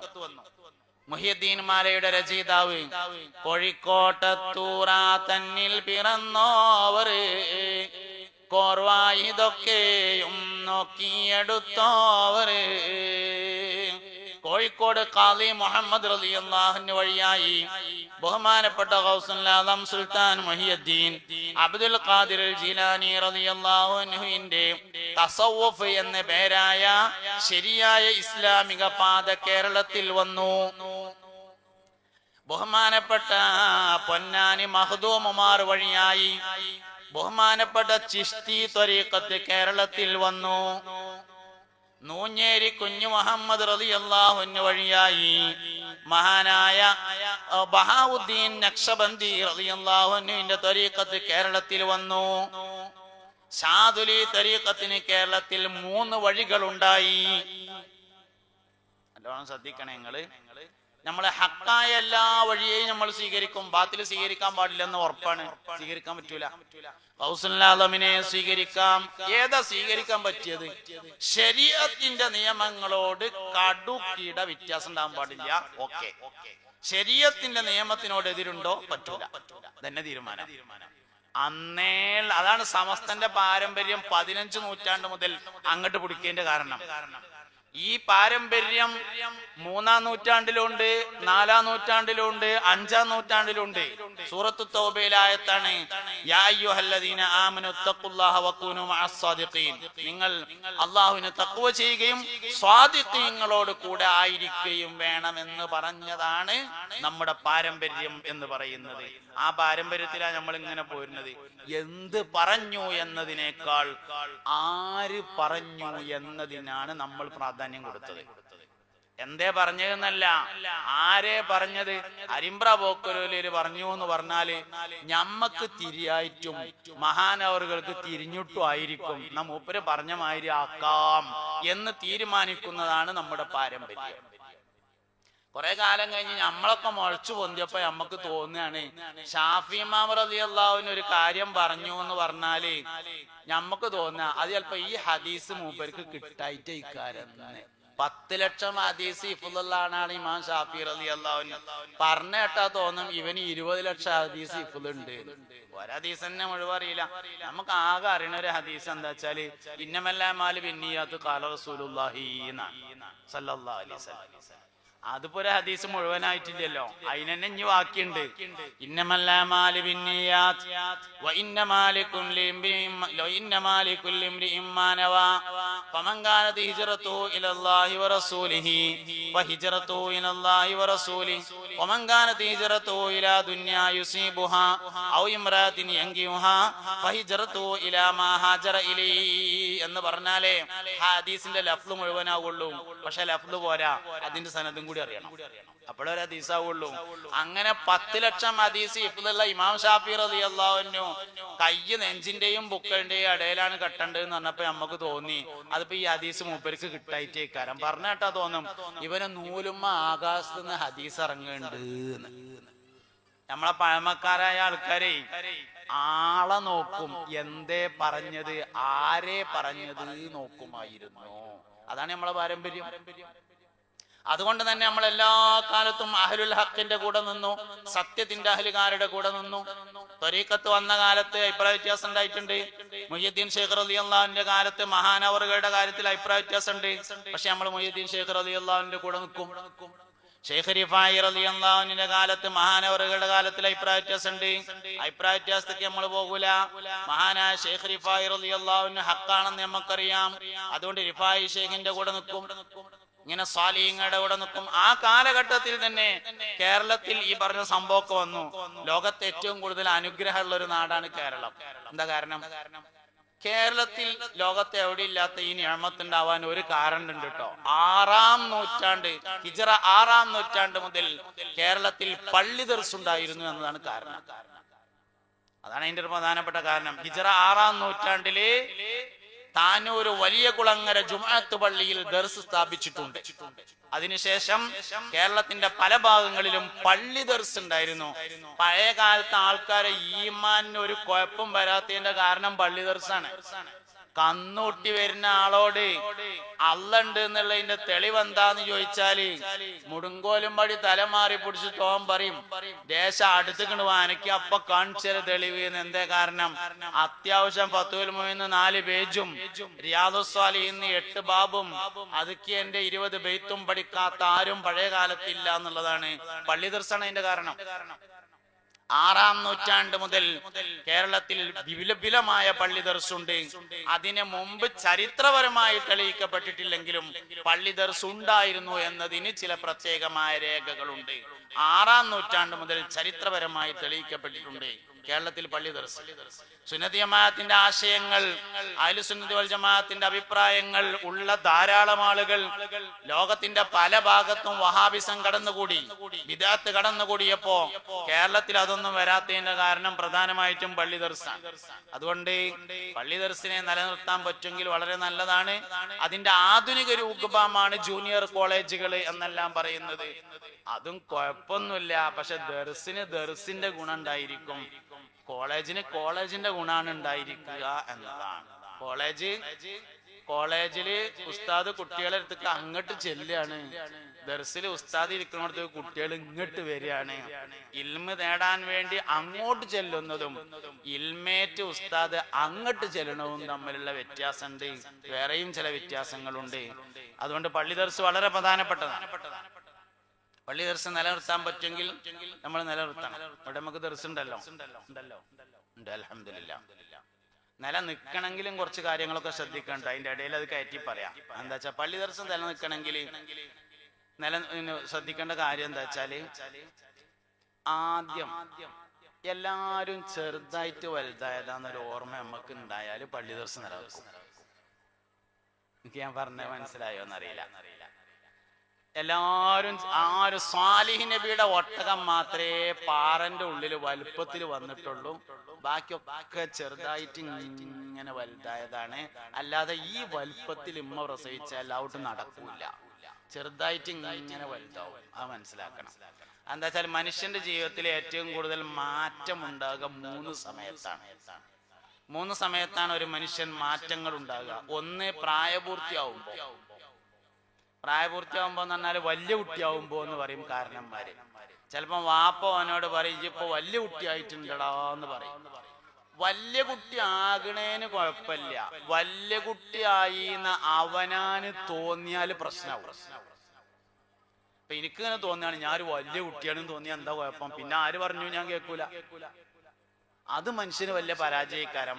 വലിയ കുട്ടി ആകണേന് കുഴപ്പമില്ല, പക്ഷെ വലിയ കുട്ടിയായി എന്ന് തോന്നാൻ പാടില്ല, അത് പ്രശ്നമാവും. അതന്നെ ഒന്നാമത്തത്. രണ്ടാമത് ഒരു മനുഷ്യന്റെ ജീവിതത്തിൽ മാറ്റം ഉണ്ടാകുന്നത് ജോലി കിട്ടിയാലാണ് എന്നാണ്. തൊഴിൽ കിട്ടിയാല്, ജോലി കിട്ടുന്നത് വരെ ഒരു ജോലി കിട്ടാൻ കഴുതക്കാല് വരെ പിടിക്കാൻ തയ്യാറാവും. അതേസമയത്ത് ജോലി കിട്ടിയാൽ സ്വഭാവം മാറും. പിന്നെ തൊഴിലില്ലാത്തവരെ കണ്ണിന്റെ വരെ കണ്ടുകൂടാന്നുള്ളതാണ് പ്രശ്നം. മൂന്നാമത്തത് പ്രായമാവുമ്പോ, റിട്ടയർഡ് ആവുമ്പോ, ഗവൺമെന്റ് ജോലിയിൽ നിന്നായാലും പാടത്തു നിന്നായാലും കൗങ്ങുമെന്ന് റിട്ടയർഡ് ആയാലും സൂപ്പർ മാർക്കറ്റിൽ നിന്ന് റിട്ടയർഡ് ആയാലും സ്കൂളിൽ നിന്ന് റിട്ടയർഡ് ആയാലും മദ്രസിൽ നിന്ന് റിട്ടയർഡ് ആയാലും ഗൾഫിൽ നിന്ന് റിട്ടയർഡ് ആയാലും എവിടുന്ന് റിട്ടയർഡ് ആയാലും ഉള്ള കുഴപ്പം കാര്യങ്ങള് കുട്ടികളെ കണ്ണിന്റെ നേരെ കണ്ടുകൂടാന്നുള്ളതാണ് പ്രശ്നം. വല്യാപ്പാന്റെ അടുത്തൊക്കെ പേരക്കുട്ടി വരുമ്പോ വലിയ റാഹത്തിലാ വരിക. ആയ് വല്യാപ്പ എന്നൊക്കെ പറഞ്ഞാണ്ട് വല്യാപ്പ ഗേറ്റിന്റെ അവിടുന്ന് തോളിലൊക്കെ ഇട്ടിട്ട് പേരക്കുട്ടിനെ കൊണ്ടുവരും. 24 മണിക്കൂർ കുഴപ്പമുണ്ടാവില്ല. 25ാമത്തെ മണിക്കൂറിലേക്ക് പ്രവേശിക്കുമ്പോഴേക്ക് വല്യാപ്പാന്റെ തനി സ്വഭാവം പുറത്തു വരും. പത്രത്തിൽ നിന്ന് ഫോട്ടം കീറി, കണ്ണടയുടെ കാല് മുറിച്ചു, അപ്പടി ഇപ്പടി അങ്ങട്ട് ഇങ്ങട്ട്. സൈക്കിൾമ കയറിയാല് കയറിയതിന്റെ കുഴപ്പം, സൈക്കിൾമ കയറിയില്ലെങ്കിൽ കയറാത്തതിന്റെ കുഴപ്പം, സൈക്കിൾമ കയറിയാല് കണ്ടിലെ ചെറുക്കൻ ഊര മുറിക്കാൻ കയറിയിരിക്കണത് നായി. സൈക്കിൾമ കയറിയില്ലെങ്കിൽ 4,500 ഉറുപ്പ്യ ചെലവാക്കിയിട്ട് ഒരു സൈക്കിൾ വാങ്ങിക്കൊടുന്ന് വെച്ചിട്ട് ആ ചെറുക്കനായ്മ ഒന്ന് കയറി നോക്കിക്കൂടെ നായി. ഇത് പള്ളിക്ക് ഉണ്ടാവും. ഹൗദെന്ന് വെള്ളം മുക്കിയാല് മുക്കിയതിന്റെ കേസ്, ഹൗദെന്ന് വെള്ളം മുക്കിയില്ലെങ്കിൽ മുക്കാത്തതിന്റെ കേസ്, കാൽമക്കൂടെ പറഞ്ഞാല് കണ്ടിലെ പടച്ചോന്റെ ഹൗദത്തെ വെള്ളം മുഴുവൻ മുക്കി വയ്ക്കണമെന്നായി. എന്നാ കാലഗാതാണ് കയറിയാലോ അള്ളാന്റെ പള്ളിക്കൊക്കെ കാലഗാത കയറുന്നായി. ഇതാണ് അവിടൊക്കെ നമ്മൾ ചിന്തിക്കേണ്ട എന്താ വെച്ചാല് ചിലതൊക്കെ കാണാത്ത മാതിരി ഇരിക്കേണ്ടി വരും. എല്ലാരും ചെറുതായിട്ട് വലുതായതാണ്. അതാണ് ഞാൻ പറഞ്ഞത്. അതാണ് എല്ലാരും ചെറുതായിട്ട് വലുതായതാണ് എന്നുള്ള ഓർമ്മ ഉണ്ടെങ്കിൽ ദർസ് നിലക്കും. അല്ലെങ്കിൽ ദർസ് നിലക്കൂല. ഇവിടെ എന്നല്ല എവിടെയും നിലനിൽക്കില്ല. ഇനി ഈ പറഞ്ഞൊരു കാര്യം ഇവിടുത്തെ ഒരു കാര്യമല്ല, എല്ലായിടത്തും കാര്യം അങ്ങനെ തന്നെയാണ്. എല്ലായിടത്തും അതെന്താ സംഭവിച്ചാലേ ഒരു കുടുംബപരമായ പ്രശ്നം ഇതിന്റെ ബാക്കില്. അത് കുട്ടികൾ ഇങ്ങനെ ദേശം ഇങ്ങനെ വലുതായി, ഒരാൾ അക്കരമ പോയി, ഒരാൾ ഇക്കരമ പോയി, ഒരാൾ നടുവിൽ ചായ കച്ചവടം തുടങ്ങി ഇങ്ങനെ സെറ്റായാല് ഇമ്മിയും കുട്ടികളും ഒന്നായിട്ട് വാപ്പാനൊരൊറ്റ ചവിട്ടം കൊടുക്കും. പിന്നെ വാപ്പാക്ക് പെരയില് തീരെ സീറ്റില്ല. പെരയിൽ എന്ത് നടക്കുകയാണെങ്കിലും വാപ്പാട് ചോദ്യമില്ല, ഉത്തരമില്ല. അറിഞ്ഞു, അറിഞ്ഞില്ലെങ്കിൽ അറിഞ്ഞില്ല. വാപ്പാക്ക് ആകെ 3 പണിയാണ് പിന്നെ ഉണ്ടാകുക. ഒന്ന് രാവിലെ മീൻകാരന്റെ അടുത്ത് പോയിട്ട് മീൻ പേടിച്ചോണ്ടിരിക, 2 നഴ്സറി കൂടിനെ വണ്ടി കയറ്റി കൊടുക്കുക, 3 ഈ ടോർച്ച് എടുത്തുങ്ങാണ്ട് പള്ളിക്ക് പോയിട്ട് അവിടെ വല്ല മൊലിയമാറ്റിയോളോ അല്ലെങ്കിൽ ചെറിയ കുട്ടികൾ സ്കൂൾ കുട്ടികളൊക്കെ സംസ്കരിക്കാൻ വരുന്നുണ്ടെങ്കിൽ അങ്ങട്ട് ഇങ്ങട്ട് അപ്പടി ഇപ്പടി എന്ന് പറഞ്ഞാണ്ട് ഒരുക്ക വന്ന കുട്ടി പിന്നെ ആ വൈക്ക് വരാത്ത കോലത്തിലാക്കുക. ഇതാണ് സംഗതി പറഞ്ഞത്. അപ്പൊ അത് ഒന്ന് ശ്രദ്ധിച്ചാൽ ഇനി ദർസുള്ളോടത്തുനിന്ന് മാത്രല്ല കേട്ടോ, കുറെയൊക്കെ കുട്ടികൾ എന്തെങ്കിലുമൊക്കെ കാട്ടുന്നത് ഒരു പരിധി വരെ നമ്മൾ കാണാത്ത മാതിരിക്കുക എന്ന് കരുതിയിട്ട് ഇനി കുട്ടികൾ കുരുത്തക്കെട് 32 കാട്ടണം എന്നല്ല ഈ പറഞ്ഞതിന്റെ അർത്ഥം. ഞാൻ ദർസ് പറഞ്ഞപ്പോ അങ്ങനെ ഓർമ്മ വന്ന ഒരു കാര്യം പറഞ്ഞു എന്നേ ഉള്ളൂ. അതുകൊണ്ട് അങ്ങനെയുള്ള വിഷയങ്ങളൊക്കെ സൂക്ഷിക്കണം. ഒറ്റ കാര്യം ആലോചിച്ചാൽ മതി, എല്ലാരും ചെറുതായിട്ട് വലുതായതാണ് എന്ന് ആലോചിക്കാൻ പറ്റുമോ ദർസ് നിലനിൽക്കും, അല്ലെങ്കിൽ ദർസ് നിലനിൽക്കൂല. നമ്മളെ കുട്ടിയാണെങ്കിൽ നമ്മൾ നിലനിർത്തുമോ, എന്നിട്ടല്ലേ വേറുള്ളവരെ കുട്ടി. അപ്പൊ അതുകൊണ്ട് നല്ലോണം സൂക്ഷിക്കണം എല്ലാരും. ദർസുള്ള പള്ളിയിൽ ദുആക്ക് പ്രത്യേക ഇജാബത്ത് ഉണ്ടാവുമെന്നാണ് നമ്മള് ഇത് പറയലുണ്ടല്ലോ. മാബൈന ഖബരി വ മിംബരി റൗളത്തു മിൻ റിയാദിൽ ജന്നാന്ന് നമ്മള് നുസ്ക് ആപ്പില് അപേക്ഷ കൊടുത്തിട്ട് കിട്ടിയ സമയത്ത് ഉറക്കൊഴിച്ച് വരിന്നിട്ട് നമ്മള് കയറിയിട്ട് തോർക്കും. എവിടെ മദീനത്തെ പള്ളിയില്. പിന്നെ മാബൈന ഖബരി വ മിംബരി എന്ന് പറഞ്ഞ റൗളയിൽ കയറിയിട്ട് നുസ്ക് പറഞ്ഞ ആപ്പിൽ ആദ്യം അപേക്ഷ കൊടുക്കണം. ഒരു കൊല്ലത്തിൽ ഒരിക്കൽ കിട്ടുള്ളൂ.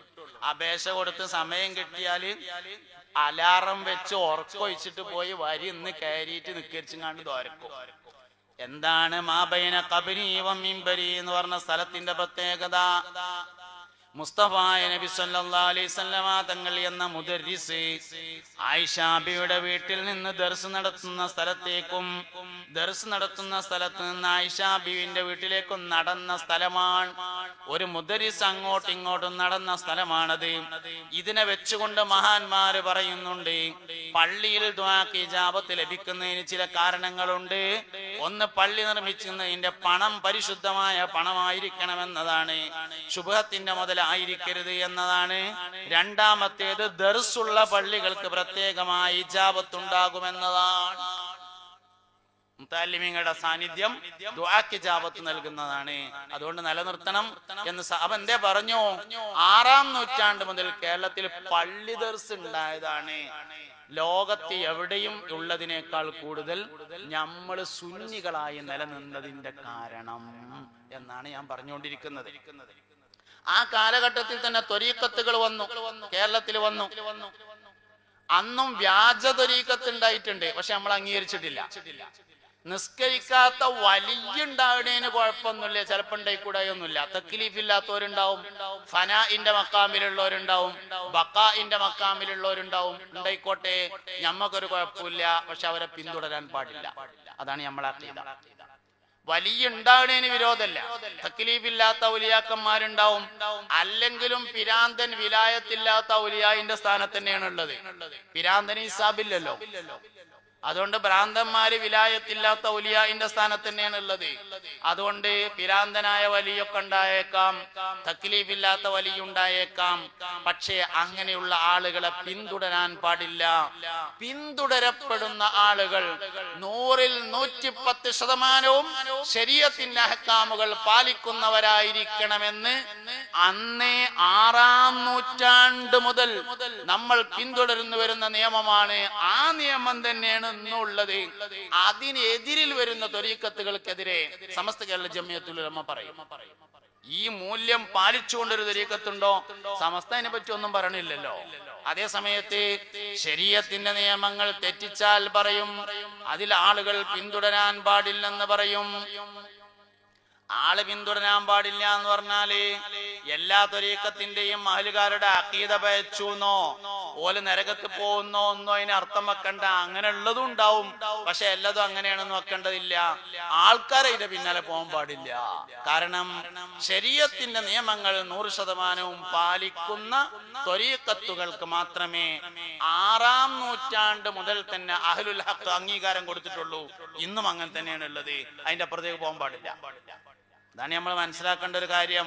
ത്വരീഖത്തൊക്കെ ഇന്നിപ്പോ ഒരു സുഖായി വരുന്നുണ്ട് ആൾക്കാർക്ക്. 3 വഴികളിലൂടെ ഷാദുലി ത്വരീഖത്ത് കേരളത്തിൽ വന്നു. ഒന്ന്, കോഴിക്കോട് കാളിമാർ മുഖേന വന്നിട്ടുണ്ട്. മറ്റൊന്ന് കൊച്ചി വഴിയായി വന്നിട്ടുണ്ട്. മറ്റൊന്ന് കേരളത്തിലെ മലപ്പുറത്തിന്റെ ചില ഭാഗങ്ങൾ വഴിയായി വന്നിട്ടുണ്ട്. 3 വഴിയും ഹക്കായ വഴിയാണ്. ഷാദുലി ത്വരീഖത്ത് വന്നു. നമ്മളിന്ന് ഷാദുലി ത്വരീഖത്തിന്റെ ഭാഗമായി വന്ന ധാരാളം കാര്യങ്ങൾ ചെയ്തുകൊണ്ടിരിക്കുന്നുണ്ട്. നാരിയ സ്വലാത്ത്, നാരിയത്തു സ്വലാത്ത് പറഞ്ഞ നമ്മൾ ചെയ്യുന്ന സ്വലാത്ത് ഷാദുലി ത്വരീഖത്തിൽ പെട്ടതാണ്.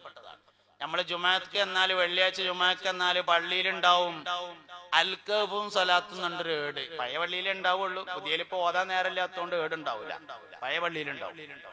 പിന്നെ വല്ല മ്യൂസിയത്തിലെവിടെയൊക്കെ ചിലപ്പം തെരഞ്ഞാൽ കിട്ടും അൽക്കബും സലാത്തും എന്നൊരു ഏട്, ഇത്ര പോകുന്ന ചെറിയൊരു ഏട്. അതിന്റെ പകുതി അൽക്കവും പകുതിക്കൊന്നും കണ്ട ഒരു സലാത്തുമാണ് ഉള്ളത്. ഏതാ സലാത്ത്?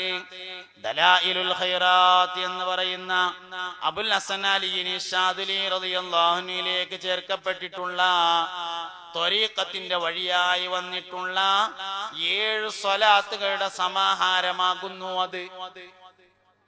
അബുൽ ഹസൻ അലി നിശാദുലി റളിയല്ലാഹു അൻഹു ജന്മനാ കണ്ണു കാണാ, പിന്നെ ജീവിതത്തിന്റെ നല്ലൊരു ഭാഗം പിന്നിട്ടതിന് ശേഷം കാഴ്ച ശക്തി നഷ്ടപ്പെട്ട ആളായി മാറിയെന്നാണ്. ജന്മനാ കണ്ണു കാണാത്ത ആളുണ്ടായിരുന്നു ഇമാം ബുഖാരി റളിയല്ലാഹു അൻഹു. ബുഖാരി ഇമാമിന് കണ്ണുണ്ടിരുന്നില്ല. ഇമാം ബുഖാരി റളിയല്ലാഹു അൻഹു നമ്മള് എന്തേലൊക്കെ വർത്താനം പറഞ്ഞങ്ങാണ്ട് തമ്മിൽ തെറ്റിയാ ചോദിക്കൂല ബുഖാരിയിലുണ്ടോ ഒന്ന് പറഞ്ഞ, രണ്ടാമത്തേന് ചോദിക്കുക ബുഖാരിയിലുണ്ടോ എന്നാണ്. നാളെ ഒരാൾ ചോദിച്ചു ബുഖാരിയിലുണ്ടോന്ന് ചോദിച്ചു. അങ്ങനെ എന്താ ഇമാം ബുഖാരി ഇതില് നമ്മളും വിദഗ്ധരും നമ്മൾ തമ്മിൽ വ്യത്യാസം കേട്ടോ. മുബത്തദിയുകൾ സഹീഹുൽ ബുഖാരി അംഗീകരിക്കും, ഇമാം ബുഖാരി അംഗീകരിക്കൂല. നമ്മള് സഹീഹുൽ ബുഖാരിയെയും അംഗീകരിക്കും, ഇമാം ബുഖാരിയെയും അംഗീകരിക്കും. മുബത്തദികൾ സഹീഹ് മുസ്ലിം അംഗീകരിക്കും, ഇമാം മുസ്ലിം റളിയല്ലാഹു അൻഹു അംഗീകരിക്കൂല. നമ്മൾ സ്വഹീഹ് മുസ്ലിമിനെയും അംഗീകരിക്കും, ഇമാം മുസ്ലിം റളിയല്ലാഹു അൻഹുവിനെയും അംഗീകരിക്കും. അതാണ് നമ്മളും ഓലും തമ്മിലുള്ള വ്യത്യാസം. അപ്പൊ ഇമാം ബുഖാരി റളിയല്ലാഹു അൻഹു ചെറുപ്പത്തിൽ കണ്ണു കാണാത്ത ആളായിരുന്നു. വാപ്പ ചെറുപ്പത്തിൽ മരണപ്പെട്ട യതീം കുട്ടിയായിരുന്നു ഇമാം ബുഖാരി റളിയല്ലാഹു അൻഹു. വാപ്പ ചെറുപ്പത്തിൽ മരിച്ചിട്ടുണ്ട്. മഹാനവറുകളുടെ ഉമ്മ തോരന്ന് പഠിച്ചോനെ ഇന്റെ കുട്ടിക്ക് കണ്ണിന് കാഴ്ച തരണേ അല്ലാന്ന് തോരന്ന് ഒരു ദിവസം മഹാനായ സയ്യിദുനാ ഇബ്രാഹിം അലൈഹിസ്സലാമിനെ കിനാവിൽ കണ്ടു. ഇബ്രാഹിം നബി അലൈഹി ഇസ്ലാമിനോട് കിനാവിൽ സങ്കടം പറഞ്ഞു. ഇന്റെ മോന് കണ്ണിന് കാഴ്ചയില്ല എന്ന് പറഞ്ഞപ്പോ സയ്യിദുനാ ഇബ്രാഹിം നബി അലൈഹി ഇസ്ലാം പറഞ്ഞു, നാളെ നേരം വെളുക്കുമ്പോ ഇതിന് കാഴ്ച ഉണ്ടായിട്ടുണ്ടാവും എന്ന് പറഞ്ഞു. പിറ്റേ ദിവസം നേരം വെളുത്തപ്പോ ഇമാം ബുഖാരി റളിയല്ലാഹു അൻഹു കണ്ണിന് കാഴ്ചയുണ്ട്. 4000 പണ്ഡിതന്മാരെ നേരിൽ കണ്ട് ഇൽമു പഠിച്ചു മഹാനായ സയ്യിദുനാ മുഹമ്മദ് ബിൻ ഇസ്മായിൽ അൽ ബുഖാരി ഖദ്ദസല്ലാഹു സിറഹുൽ അസീസ് മഹാനവർകൾ. നമ്മൾ സഹീഹുൽ ബുഖാരിനെ അംഗീകരിക്കും, ഇമാം ബുഖാരി റളിയല്ലാഹു അൻഹുവിനെയും അംഗീകരിക്കും. അതാണ് നമ്മളെ പ്രത്യേകത എന്ന് പറയുന്നത്. അപ്പൊ ജന്മനാ കാണുക. അബുൽ ഹസൻ അലി നിശാദുലി റളിയല്ലാഹു അൻഹു ജീവിതത്തിന്റെ നല്ലൊരു ഭാഗം കഴിഞ്ഞതിന് ശേഷം കണ്ണിന് കാഴ്ച നഷ്ടപ്പെട്ടു. എന്തേ കണ്ണിന് കാഴ്ച പോയതിന്റെ കാരണം? അതിനും കാരണമുണ്ട്. സ്വർഗത്തിലാദ്യം റബ്ബിനെ കാണുന്നത് കണ്ണിന് കാഴ്ച നശിച്ചവൻ തന്നാണത്. റൂഹുൽ ബയാൻ നീ നോക്ക് 2ൽ ഉണ്ടിത്.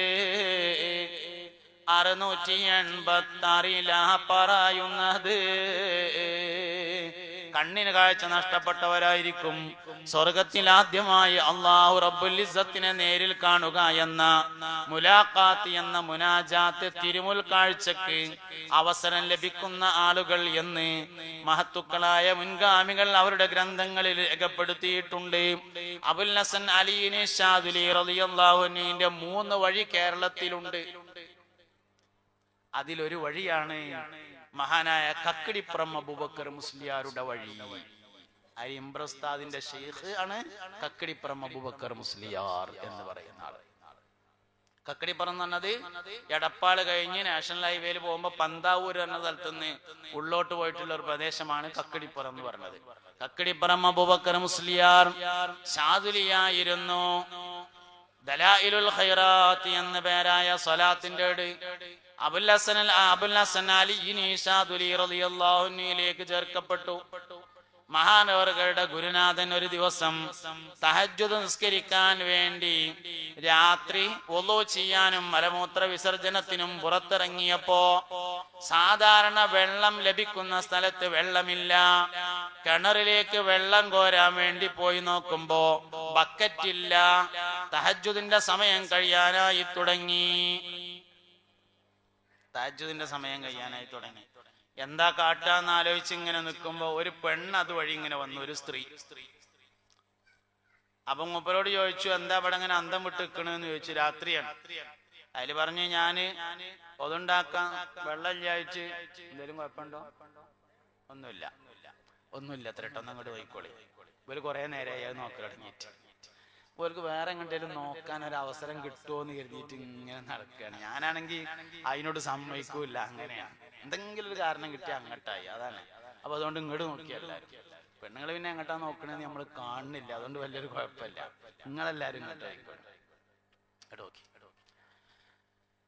ലാ ഇലാഹ ഇല്ലല്ലാഹു ലാ ഇലാഹ ഇല്ലല്ലാഹ് ലാ ഇലാഹ ഇല്ലല്ലാഹു മുഹമ്മദുർ റസൂലുള്ളാഹ്. അപ്പൊ ഇങ്ങനെ തഹജ്ജുദ് നിസ്കരിക്കാൻ വേണ്ടി നീച്ചപ്പോ വെള്ളമില്ലാതെ ഇങ്ങനെ വിശ്രമിക്കുമ്പോ ഒരു സ്ത്രീയെ കണ്ടു. അപ്പൊ ആ സ്ത്രീ ചോദിച്ചു, എന്താ ഇവിടെ നിൽക്കണെന്ന് ചോദിച്ചപ്പോ ഞങ്ങൾക്ക് വെള്ളമില്ലായിട്ടാണ് എന്ന് പറഞ്ഞപ്പോ മൂപ്പരിങ്ങനെ വള്ളി ഏച്ചൂട്ടിട്ട് ഒരു കയറുണ്ടാക്കാണ് വെള്ളം കോരാൻ വേണ്ടിയിട്ട്. അപ്പൊ ഈ വള്ളി എന്തിനാന്ന് ചോദിച്ചു. എനിക്ക് വെള്ളം കോരാനാണ് പറഞ്ഞു. അതിൽ ആ പെണ്ണ് പറഞ്ഞു, അതിനിങ്ങനൊന്നും ചെയ്യേണ്ട ആവശ്യമില്ല എന്ന് പറഞ്ഞിട്ട് ഒരു സ്വലാത്ത് പറഞ്ഞു കൊടുത്തു. അപ്പൊ ആ സ്വലാത്ത് ചൊല്ലി മാനവറുകൾക്ക് വെള്ളം കിട്ടി. അങ്ങനെ നിസ്കരിച്ചിട്ട് മൂപ്പരിങ്ങനെ ആലോചിച്ചു, ഏതായിരുന്നു ഇപ്പൊ ആ സ്വലാത്ത്? അപ്പോ ഓർമ്മ വരുന്നില്ല. അപ്പൊ അങ്ങനെ ഓർമ്മ വന്നതൊക്കെ എഴുതിയതാണ് ദലായിലുൽ ഖൈറാത്ത് പറഞ്ഞത്. ആ സ്വലാത്ത് അതിലുണ്ട്, പക്ഷെ ഏതാന്നറിയില്ല. അതാണ് അതിന്റെ ഒരു കുഴപ്പം. ഖിയാമത്ത് നാൾ എന്നാന്ന് ചോദിച്ച മാതിരിയായി. അത് മുഴുവൻ ചെല്ലിയാൽ അതിലുണ്ടാവും. അതിൽ നിന്ന് അതിങ്ങനെ 7 ഭാഗമാക്കി തിരിച്ചു. അതില് വെള്ളിയാഴ്ചക്ക് വേണ്ടി തിരിച്ച ഭാഗമാണ് ഹിസ്ബ് യൗമുൽ ജുമുഅ എന്ന് പറയുന്ന അൽകബും സ്വലാത്തും എന്ന് പറഞ്ഞ അൽകബ് കഴിഞ്ഞിട്ടുള്ള സ്വലാത്ത് ഷാദുലിയത്താണ്. നമ്മളെ സബീന മറിച്ചാല് മിക്കവാറും സാധനമൊക്കെ ഷാദുലി. ബുർദബൈത്ത് ബഹുമാനപ്പെട്ട ഇമാം ബൂസൂരി റളിയല്ലാഹു അൻഹു ഷാദുലിയാണ്. അങ്ങനെ നമ്മൾ പരിശോധിച്ചു നോക്കിയാല് അതിലൊക്കെ ഷാദുലിയത്ത് ധാരാളം കാണാം.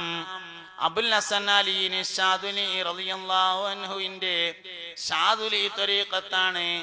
മഹാനായ കക്കടിപ്പുറം അബൂബക്കർ മുസ്ലിയാരുടെ ത്വരീഖത്ത്, വേറെയും ത്വരീഖത്തുകൾ മഹാനവർകൾക്കുണ്ട്. അതാണ് അരിമ്പ്ര ഉസ്താദിന്റെ ത്വരീഖത്ത്. മഹാനായ അരിമ്പ്ര ഉസ്താദ് വലിയാണെന്ന് മാത്രമല്ല, മഹാനവർകളുടെ ഗുരുവര്യനും വലിയാണ്, മഹാനവർകളുടെ തിൽമീദും വലിയാണ്.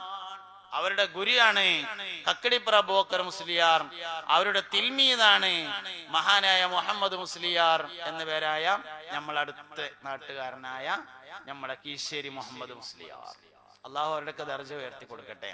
നമുക്ക് അവരുടെ പേര് പറയാൻ പോലുള്ള യോഗ്യത ഇല്ല എന്നുള്ളതാണ്. എന്നാലും ആ പേര് പറയണേന്റെ, ആ മദ്ഹ് പറയണേന്റെ ഒരു ഗുണം, അതിന്റെ ഒരു ഫളല്, അതിന്റെ ഒരു ബറക്കത്ത് നമുക്ക് എന്തായാലും ഉണ്ടാവുമല്ലോ. അള്ളാഹു ആ ബറക്കത്ത് കൊണ്ട് നമ്മുടെ ദുന്യവിയും ഉഖ്റവിയുമായ എല്ലാ കാര്യങ്ങളിലും അവന്റെ തുണയുണ്ടാവട്ടെ. എല്ലാ മുറാദുകളെയും അള്ളാഹു മനസ്സിലാക്കി തരട്ടെ. ദുനിയാവിലാഖിറത്തിനും അള്ളാഹു നമ്മളെ ഖൈറിന്റെ അഹ്ലുകാരിൽ ചേർക്കട്ടെ. രോഗങ്ങളെല്ലാം അള്ളാഹു ശിഫയാക്കി തരട്ടെ. മാലിലും മൗലാദിലും അള്ളാഹു ബറക്കത്ത് നൽകട്ടെ. മനസ്സിന്റെ എല്ലാ പ്രയാസങ്ങളെയും ഖാലിഖായ റബ്ബ് തീർത്തു തരട്ടെ. അപ്പോ പിന്നെ ഉസ്താദും വലിയാണ്, മഹാനവറുകളും വലിയാണ്, ശിഷ്യനും വലിയാണ്. ഇങ്ങനെ അപൂർവം കോമ്പിനേഷൻ ഉണ്ടാകുക. ശംസുൽ ഉലമയെ കുറിച്ച് പറയുമ്പോ പറയലുണ്ട്, അള്ളാഹുയുടെ ദർജ ഉയർത്തട്ടെ. 4 പതിറ്റാണ്ട് സമസ്ത കേരള ജംഇയ്യത്തുൽ ഉലമയ്ക്ക് നേതൃത്വം കൊടുത്ത ആളാണ് മഹാനായ ശംസുൽ ഉലമ റഹിമഹുല്ലാ. 10 പതിറ്റാണ്ടുകളാണ് സമസ്തയുടെ താരീഖിൽ കഴിഞ്ഞു പോയിട്ടുള്ളത്. 10 പതിറ്റാണ്ട്. ഒന്നാമത്തേത് ബാലവി വരക്കൽ മുല്ലക്കോയ തങ്ങളുടേതാണ്. രണ്ടാമത്തേത് പാങ്ങിൽ അഹമ്മദ് കുട്ടി മുസ്ലിയാരുടേതാണ്. മൂന്നാമത്തേത് മഹാനായ വാളക്കുളം അബ്ദുൽ ബാരി മുസ്ലിയാരുടേതാണ്. 4 പതിറ്റാണ്ട് 40 വർഷം മഹാനായ ശംസുൽ ഉലമ റഹിമഹുല്ലാ മഹാനവറുകളുടേതാണ്. വാപ്പയും വലിയാണ്, ഗുരുനാഥനും വലിയാണ്, മഹാനവറുകളും വലിയാണ്, ശിഷ്യനും വലിയാണ്. അരിമ്പ്ര ഉസ്താദിന് ശംസുൽ ഉലമയുടെ മദഹിൽ പറയുന്ന മൗലൂദ് ഉണ്ട്, നിങ്ങൾക്ക് എല്ലാവർക്കും അറിയാലോ. 20-ാം നൂറ്റാണ്ടിലെ ആരിഫീങ്ങളായ ആളുകളുടെ സംസാര വിഷയമാണ് ശംസുൽ ഉലമ എന്നതാണ് അരിമ്പ്ര ഉസ്താദ് മൗലൂദ് എഴുതിയതിന്റെ കാരണം. നിങ്ങൾക്ക് മനസ്സിലാവുണ്ടോ ഞാൻ ഈ പറയണത്? 20-ാം നൂറ്റാണ്ടിൽ ആരിഫീങ്ങളുടെയും ഔലിയാക്കളുടെയും സംസാര വിഷയമാണ് മഹാനായ ശംസുൽ ഉലമാ ഇ.കെ. അബൂബക്കർ മുസ്ലിയാർ എന്നതിന്റെ തെളിവാണ് ആരിഫും വലിയുമായ അരിമ്പ്ര അബൂബക്കർ മുസ്ലിയാർ, അള്ളാഹുരുടെ ദറജ ഉയർത്തട്ടെ, മഹാനായ ശംസുൽ ഉലമയെ കുറിച്ച് മദ്ഹ് എഴുതി മൗലിദ് എഴുതിയതിന്റെ കാരണം നമ്മളെ മൊബൈലിലൊക്കെ ഉള്ള അൽ ഔറാദ് വൽ മനാഖിബ് എന്ന് പറഞ്ഞ ആപ്ലിക്കേഷനിലുള്ള ശംസുൽ ഉലമാ മൗലിദ് അരിമ്പ്ര ഉസ്താദ് എഴുതിയ മൗലിദാണ്. ആ മൗലിദാണ് അവിടെ കൊടുത്തിട്ടുള്ളത്, അരിമ്പ്ര ഉസ്താദ് എഴുതി. അപ്പോ 20-ാം നൂറ്റാണ്ടിൽ ഔലിയാക്കളുടെയും ആരിഫീങ്ങളുടെയും സംസാര വിഷയമാണ് മഹാനവറുകൾ എന്ന് കിട്ടും. മഹാനവറുകൾ വലിയാണ്, വാപ്പ വലിയാണ്, ഉസ്താദ് വലിയാണ്, ശിഷ്യനും വലിയാണ്. ആരാ ഉസ്താദ്? കുഞ്ഞിമാഹീൻ മുസ്ലിയാർ എന്ന പേരായ ആളാണ് മഹാനായ ശംസുൽ ഉലമായുടെ പ്രധാനപ്പെട്ട ഉസ്താദ്. വാപ്പ തന്നെയായിരുന്നു ആദ്യത്തെ ഉസ്താദ്, പിന്നീട് കുഞ്ഞിമാഹീൻ മുസ്ലിയാർ. ഏതാ കുഞ്ഞിമാഹീൻ മുസ്ലിയാർ? മടവൂർ CM മക്കാമിൽ ചെന്നാൽ 2 ഖബർ കാണും. ഒന്ന് CM അബൂബക്കർ മുസ്ലിയാർ മടവൂരിന്റെ ഖബർ, രണ്ടാമത്തേത് കുഞ്ഞിമാഹീൻ മുസ്ലിയാരുടെ ഖബർ. അതാണ് ശംസുൽ ഉലമാ റഹിമഹുല്ലാ മഹാനവറുകളുടെ ഉസ്താദിന്റെ ഖബറാണ്. CM മക്കാമിന്റെ ഉള്ളിലുള്ള 2 ഖബറിൽ ഒരു ഖബർ. ഉസ്താദും വലിയാണ്, വാപ്പയും വലിയാണ്, ശിഷ്യനും വലിയാണ്. മഹാനായ ശംസുൽ ഉലമാ റഹിമഹുല്ലയുടെ ശിഷ്യനാണ് മടവൂർ CM വലിയുല്ലാഹി അബൂബക്കർ മുസ്ലിയാർ എന്ന് പറയുന്ന ആൾ. മഹാഭാഗ്യം എന്നല്ലേ പറയാൻ പറ്റുള്ളൂ, ഭാഗ്യത്തിനുമേൽ ഭാഗ്യം എന്ന് പറയാം. 4 പതിറ്റാണ്ട് കാലം മഹാനവറുകൾ മുസ്ലിം ഉമ്മത്തിന് നേതൃത്വം നൽകി എന്നത് താരീഖിൽ തങ്കലിപികളാൽ അടയാളപ്പെടുത്തിയിട്ടുണ്ട്. അപ്പൊ അരിമ്പ്ര അബൂബക്കർ ഉസ്താദാണ് നമ്മളെ വിഷയം. ഷാദുലി വഴിയിലെ മഹാനവറുകൾ വന്നു. ഷാദുലി വഴിക്ക് വേറൊരു പ്രത്യേകത ഉണ്ട്. ഷാദുലിയാക്കളുടെ ഒരു പ്രത്യേകത എന്ന് വെച്ചാല് നാട്ടുകാരെ എല്ലാ വിഷയത്തിനും ഓലൊപ്പം ഉണ്ടാവും എന്നുള്ളതാണ്. നാട്ടുകാരെല്ലാ കാര്യത്തിനും ഉണ്ടാവും. ഷാദുലി വഴിയിലാണ് അത്തിപ്പറ്റ ഉസ്താദ്, എല്ലാ വിഷയത്തിലും ഉണ്ട്. ആംബുലൻസ് വാങ്ങാൻ വരെ ഉണ്ടാവും മൂപ്പര്, മാർബിൾ വാങ്ങാൻ പോണടുത്ത് വരെ ഉണ്ടാവും എന്നുള്ളതാണ്. എല്ലാ വിഷയത്തിലും ഉണ്ടാവും. അത് ഷാദുലിയത്തിന്റെ ഒരു പ്രത്യേകതയാണ്. എല്ലാ സാധാരണക്കാരുടെ എല്ലാ വിഷയത്തിലുള്ളതോടുകൂടെ ബാത്തിൻ അള്ളാഹുവിലേക്ക് അർപ്പിച്ചുകൊണ്ടുള്ള ഒരു പ്രത്യേക ജീവിതം, അതാണ് ഷാദുലിയത്തിന്റെ ഏറ്റവും വലിയ പ്രത്യേകത എന്ന് പറയുന്നത്. അതന്നെയാണ് മഹാനവറുകളെ നമുക്ക് കാണാനും സാധ്യമാകുന്നത്. അതുകൊണ്ട് എപ്പോഴും നമ്മൾ സ്വാലിഹീങ്ങളെ പറയണം, സ്വാലിഹീങ്ങളെ കേൾക്കണം, സ്വാലിഹീങ്ങളുടെ ജീവിതം നമ്മുടെ ജീവിതത്തിന്റെ ഭാഗമാക്കണം. മക്കൾക്കൊക്കെ എപ്പോഴും സ്വാലിഹീങ്ങളെ പറ്റിയിട്ട് നമ്മൾ ഇങ്ങനെ പറഞ്ഞു കൊടുക്കണം. മനാഖിബുകൾ, നല്ല മനുഷ്യന്മാരെ മനാഖിബ് പറഞ്ഞു കൊടുക്കണം. പഴയ കാലത്തൊക്കെ വല്ലിപ്പമാര് പറഞ്ഞു കൊടുത്തിരുന്ന താരീഖുകളൊന്നും ഇന്നില്ല. ഏറ്റവും ചുരുങ്ങിയത് അവനാന്റെ വല്ലിപ്പാനെ പറ്റി പറഞ്ഞു കൊടുത്താൽ തന്നെ നമ്മളെക്കാൾ സ്വാലിഹായിരിക്കും നമ്മളെ വാപ്പ, വാപ്പാനേക്കാൾ സ്വാലിഹായിരിക്കും വല്ലിപ്പ, വല്ലിപ്പാനേക്കാൾ സ്വാലിഹായിരിക്കും വല്ലിപ്പാന്റെ വാപ്പ. നമ്മളെ വാപ്പ ജീവിതത്തിൽ ഒരിക്കൽ പോലും നഖം മുറിക്കാതെ വെള്ളിയാഴ്ച ജുമക്ക് പോയിട്ടുണ്ടാവില്ല. നമ്മള് കഴിഞ്ഞ വെള്ളിയാഴ്ച വരെ മുറിച്ചിട്ടുണ്ടാവില്ല എന്നുള്ള ഇനി ഇപ്പൊ കയ്യുമ്മത്തെ വിരല് സാക്ഷിക്കാരം, വേറെ തെളിവൊന്നും വേണ്ടി വരില്ല. നമ്മളെ വാപ്പ വെള്ളിയാഴ്ച ജുമക്ക് നഖം മുറിക്കാതെ പോയിട്ടില്ല. നമ്മള് കയ്യുമ്മക്ക് നോക്കിയാൽ കാണൂലെങ്കിലും കാലുമ്മ നോക്കിയാൽ ഏതായാലും കയ്യും ഇപ്പൊ നോക്കിയാൽ കാണാൻ പറ്റും. കഴിഞ്ഞ വെള്ളിയാഴ്ച കഴിഞ്ഞ വെള്ളിയാഴ്ച അല്ല, ചുരുങ്ങിയത് 3 മാസമെങ്കിലും ആയിട്ടുണ്ടാവും എന്നുള്ളതാണ്. ഈ കന്നുകൾ വളർത്തുന്ന ആൾക്കാര് കുറെ കൊല്ലം കഴിയുമ്പോ കന്നിന്റെ കാലുമത്തെ കുളമ്പ് നേരാക്കാൻ വേണ്ടി ഒരാളെ കൊടുന്നിട്ട് അത് ചെത്തി നേരാക്കണ്ട, ഇതേമാതിരി നേരാക്കേണ്ടിയില്ല. നമ്മളെ പലപ്പോഴും കാല് നോക്കിയാൽ കാണാം. നമ്മളെ വാപ്പാക്ക് അങ്ങനെയല്ല, എല്ലാ വെള്ളിയാഴ്ചയും രാവിലെ നഖം മുറിച്ചിട്ടുണ്ട്. നമ്മളെ വാപ്പാക്കും ഒരു ദിവസം എന്ന് പറഞ്ഞാൽ 24 മണിക്കൂർ തന്നെ ആയിരുന്നു, 25 മണിക്കൂർ ഉണ്ടായിട്ടൊന്നുമില്ല. ബാപ്പാക്കും ഒരു ആഴ്ച എന്ന് പറഞ്ഞാൽ 7 ദിവസം തന്നെ ഉണ്ടായിട്ടുള്ളൂ. വാപ്പാക്ക് 8 ദിവസം ഒന്നും ഉണ്ടായിട്ടില്ല. വല്ലിപ്പാക്ക് ആകെ ഒരു കൂട്ട് തുണിങ്കുപ്പായാണ് ഉണ്ടായിരുന്നത്. വെള്ളിയാഴ്ച ജുമക്ക് പോകാൻ വേണ്ടി വ്യാഴാഴ്ച തന്നെ ആകെയുള്ള ഒരു കൂട്ട് തുണിങ്കുപ്പായും തിരുമ്പി ഉണക്കി നേരാക്കിയിരുന്നു. വ്യാഴാഴ്ച തന്നെ നാളെ വെള്ളിയാഴ്ചയെന്ന് ഓർമ്മ ഉണ്ട്. നമുക്ക് വെള്ളിയാഴ്ച പള്ളിക്കെന്ന് ബാങ്ക് കൊടുക്കുമ്പോഴാണ് പടച്ചോനെ ഇന്ന് പള്ളിക്കല വെള്ളിയാഴ്ചയുള്ള റബ്ബേ എന്ന് ഓർമ്മ വരുന്നത് എന്നുള്ളതാണ്. നമ്മളെ വാപ്പ നമ്മളെക്കാൾ സ്വാലിഹാണ്. എല്ലാരും അവനവന്റെ വാപ്പാനെ പറ്റിയിട്ടൊന്ന് കുട്ടികൾക്ക് പറഞ്ഞു കൊടുക്കുക. പറ്റുമെങ്കിൽ വല്ലിപ്പാനെ പറ്റുമെന്ന് പറഞ്ഞു കൊടുത്താൽ നമ്മളെക്കാളും സ്വാലിഹിക്കാരം. നമ്മളെ വലിയ വല്ലിപ്പ വെള്ളിയാഴ്ച 3 അൽക്കഫ് ഓതാത്ത കാലം കഴിഞ്ഞു പോയിട്ടില്ലെങ്കിൽ നമ്മള് ഒരൽക്കഫ് തുടങ്ങുന്നുണ്ട് എന്നുള്ളത് ശരിയാണ്, പൂർത്തിയാകണില്ല. നമ്മള് കഴിഞ്ഞ വെള്ളിയാഴ്ച അൽക്കഫ് തുടങ്ങിയിട്ടില്ലല്ലോ എന്ന് ആലോചിച്ച് നോക്കാണ്. ചെന്നൈക്കിനെയാണ് ചെന്നുങ്ങാണ്ട് ഏടെടുത്തുങ്ങാണ്ട് അല്ലെങ്കിൽ മൊബൈലിൽ നോക്കിങ്ങാണ്ട്, മൊബൈല് നോക്കണേന് കുഴപ്പമൊന്നുമില്ല, എന്നാലും അത് ഏട് കിട്ടാത്തുമ്പോഴൊക്കെ നോക്കുക എന്നല്ലാതെ എപ്പോഴും അതന്നെ നോക്കലാക്കരുത്. ഒരു ഹുർമത്ത് കുറവ് എന്തോ ഉള്ള മാതിരി തോന്നുന്നുണ്ട്.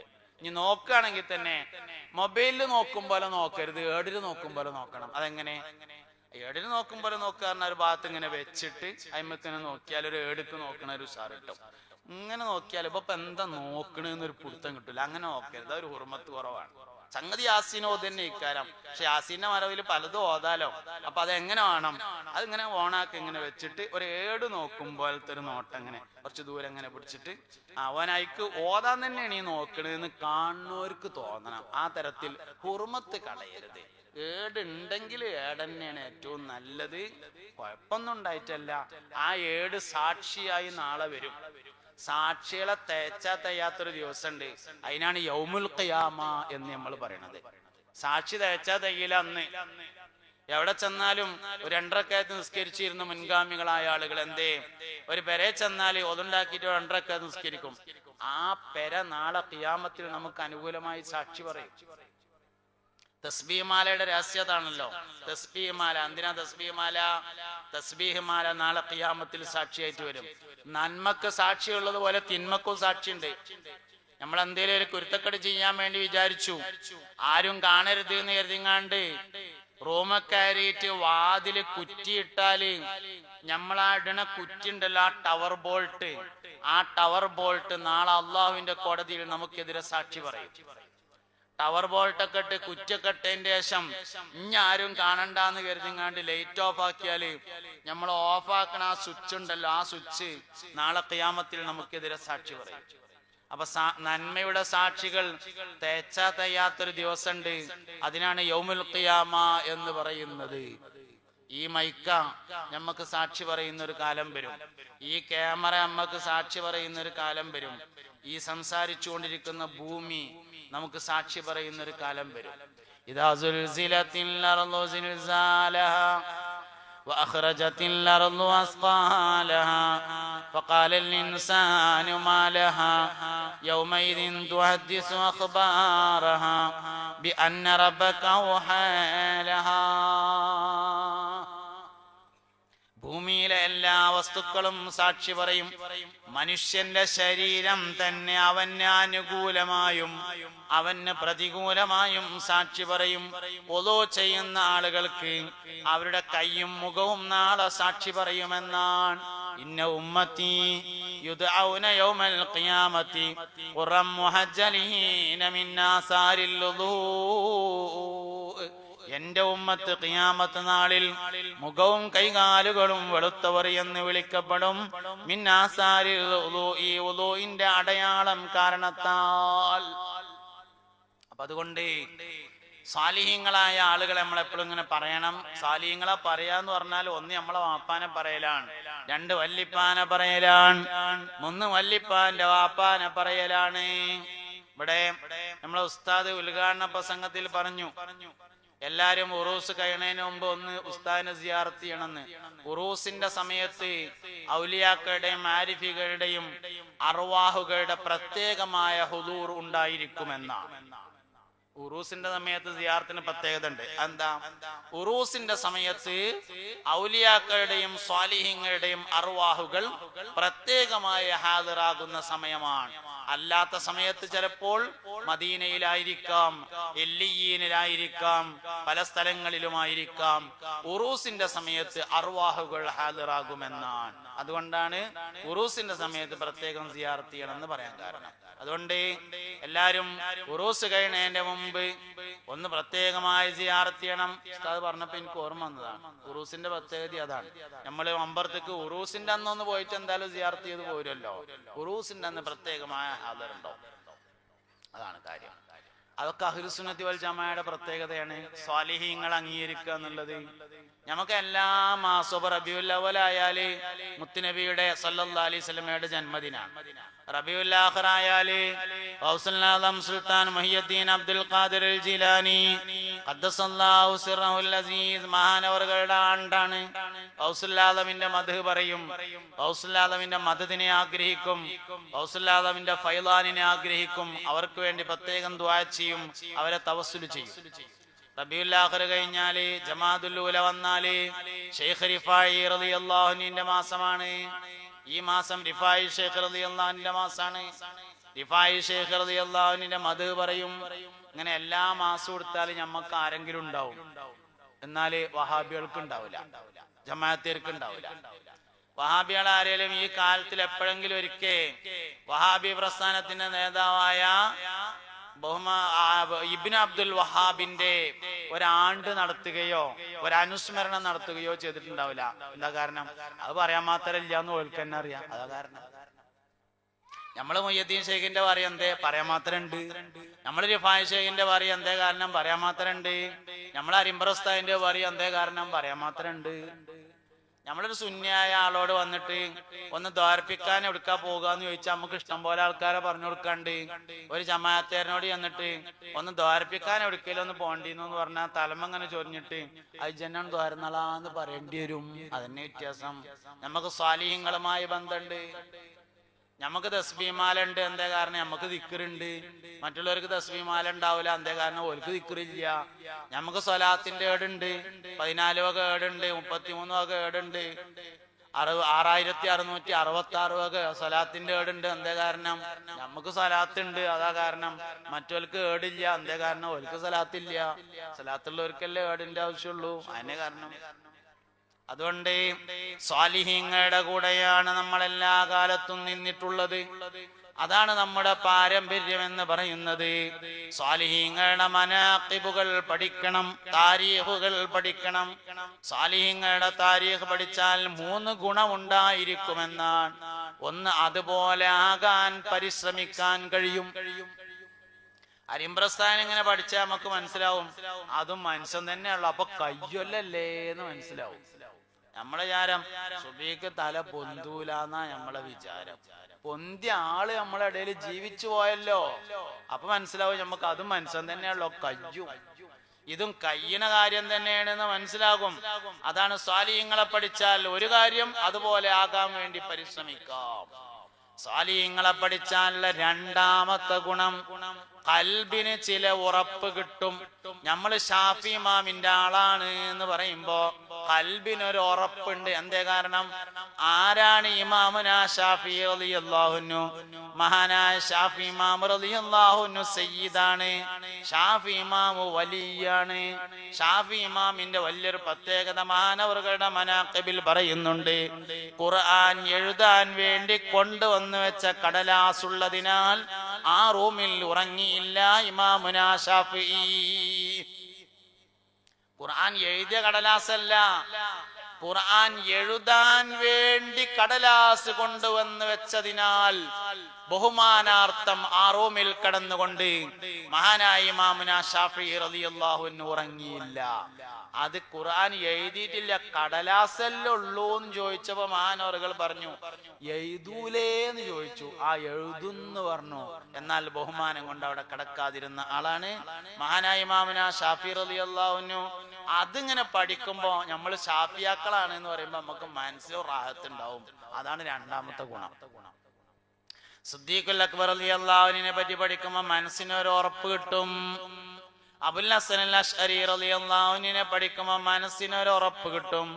സാലിഹീങ്ങളായ മുൻഗാമികളുടെ താരീഖ് പഠിക്കുമ്പോൾ ഖൽബിന് ഉറപ്പ് കിട്ടും. മൂന്നാമത്തതും വളരെ പ്രധാനപ്പെട്ടതുമായ കാര്യം, താരീഖ് പഠിച്ചാൽ നമ്മൾ എവിടെയും എത്തിയില്ല എന്ന് മനസ്സിലാകും. നമ്മളെടുക്ക് എത്തിയിട്ടില്ല എന്ന് മനസ്സിലാകും. താൻ മരണപ്പെട്ടാൽ എവിടെയാണ് മറവ് ചെയ്യേണ്ടത് എന്നതിന് സ്ഥലം നിശ്ചയിച്ചിട്ട് അബൂ ഹനീഫ ഇമാം അബൂ ഹനീഫത്തുൻ നുഅ്മാൻ റളിയല്ലാഹു അൻഹു ഞാൻ മരണപ്പെട്ടാൽ എവിടെയാണ് മറവ് ചെയ്യേണ്ടത് എന്നുള്ളതിനൊരു സ്ഥലം നിശ്ചയിച്ചു. ആ സ്ഥലം കാണിച്ചു കൊടുത്തിട്ട് അവിടെ ഒരു ഖബർ ഉണ്ടാക്കിയിട്ട് ആ ഖബറിന്റെ അടുക്കൽ ഇരുന്ന് 40,000 ഖത്തം തീർത്തിട്ടുണ്ട് മഹാനവറുകൾ.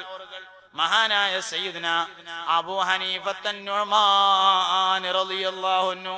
നമ്മളെന്തേ അബൂ ഹനീഫ ഇമാമിനെ അംഗീകരിക്കണതിന്റെ കാരണം അത് പൊട്ടും മുറിയൊന്നും അല്ല എന്നുള്ളത് തന്നെയാണ് കാരണം. മഹാനായ അബൂ ഹനീഫത്ത് അൻ-നുഅ്മാൻ റളിയല്ലാഹു അൻഹുവിന് ഖസീദത്തുൻ നുഅ്മാനിയ എന്ന പേരായ ഒരു കവിതയുണ്ട്. ആ കവിതയിൽ മഹാനവറുകൾ പറയുന്നുണ്ട്, അല്ലാഹുവിന്റെ റസൂലേ സ്വല്ലല്ലാഹു അലൈഹി വസല്ലം, അബൂ ഹനീഫക്ക് ഒന്നുമില്ല നബിയേ, പിന്നെ ആകെ ഒരു സമാധാനം ഉള്ളത് മരിച്ചു വന്നാൽ ഇങ്ങൾ അവിടെ ഉണ്ടാവുമല്ലോ എന്നുള്ള ഒരു സമാധാനം മാത്രമാണ്. ആര് മരിക്കുന്നതിന് മുമ്പ് ഖബറിന് സ്ഥലം നിശ്ചയിച്ചിട്ട് 40,000 ഖത്തം തീർത്ത മഹാനുഭാവൻ ജീവിതത്തിന്റെ അവസാന ഘട്ടത്തിൽ പറഞ്ഞ വാക്കാണ്, ആകെ എനിക്കൊരു പ്രതീക്ഷ മാത്രമേ ഉള്ളൂ, നാളെ കോടാനക്കോടി മനുഷ്യർ ഒരുമിച്ച് കൂടിയ സദസ്സിലേക്ക് വരുമ്പോ മുത്തുനബി അവിടെ ഉണ്ടാവുമല്ലോ എന്നുള്ള ഒരു സമാധാനം മാത്രം. അതാണ് സംഗതി. ഇതൊക്കെ ഇങ്ങനെ പഠിക്കുമ്പോ നമുക്ക് കൽബിനൊരു ഉറപ്പ് കിട്ടും. അതന്നെ. മൂന്നാമത്തത്, നമ്മൾ എവിടെ എത്തിയിട്ടില്ല എന്ന് മനസ്സിലാകും. സാലിം ഫൈസിയായി എനിക്ക് തോന്നുകയാണ് ഞാനൊരു വലിയ വയലനാണ്, എല്ലായിടത്തും പോയിട്ട് വയല് ഇങ്ങനെ പറയാണ്, കുറെ ആൾക്കാരിന്റെ വയല് കേൾക്കാൻ വേണ്ടിയൊക്കെ വരുന്നുണ്ട് എന്നിങ്ങനെ തോന്നുമ്പോഴാണ് മുഹ്യിദ്ദീൻ മാല പാടിയത്. അപ്പൊ മുഹ്യിദ്ദീൻ മാല പാടുമ്പോ അതിലുണ്ടാവും 40 ഇറ്റാണ്ടോളം വയല് പറഞ്ഞോവര്, നന്നായി 90 കൊല്ലം ഇരുന്നോവര് എന്ന് പറയുമ്പോ മനസ്സിലാകും നമ്മളെ വയല് എവിടേക്കും എത്തിയിട്ടില്ല. എക്കാലത്ത് 1000 കൊല്ലങ്ങൾക്ക് മുമ്പ് 50,000 ആളുകൾ മഹാനവറുകളുടെ പ്രഭാഷണം കേൾക്കാൻ വേണ്ടി ഒരുമിച്ച് കൂടൽ പതിവുണ്ടായിരുന്നു. ഇക്കാലത്തല്ല, ഗൗസുൽ ആദം 1000 കൊല്ലങ്ങൾക്ക് മുമ്പാണ്. ഹിജ്റ 470 1000 കൊല്ലങ്ങൾക്ക് മുമ്പ് മഹാനവറുകളുടെ വയത് കേൾക്കാൻ വേണ്ടി 50,000 ആളുകൾ ഒരുമിച്ച് കൂടാറുണ്ടായിരുന്നു. വയത് കഴിയുമ്പോ ഒരു തൗബന്റെ മജ്‌ലിസ് ഉണ്ടാവും. ഗൗസുൽ ആദമിന്റെ വയത് കഴിയുമ്പോ ഒരു തൗബന്റെ മജ്‌ലിസ് ഉണ്ടാവും. എല്ലാവർക്കും മഹാനവറുകൾ തൗബ ചൊല്ലിക്കൊടുക്കും. ആളുകൾ ആ തൗബ ഏറ്റു ചൊല്ലും.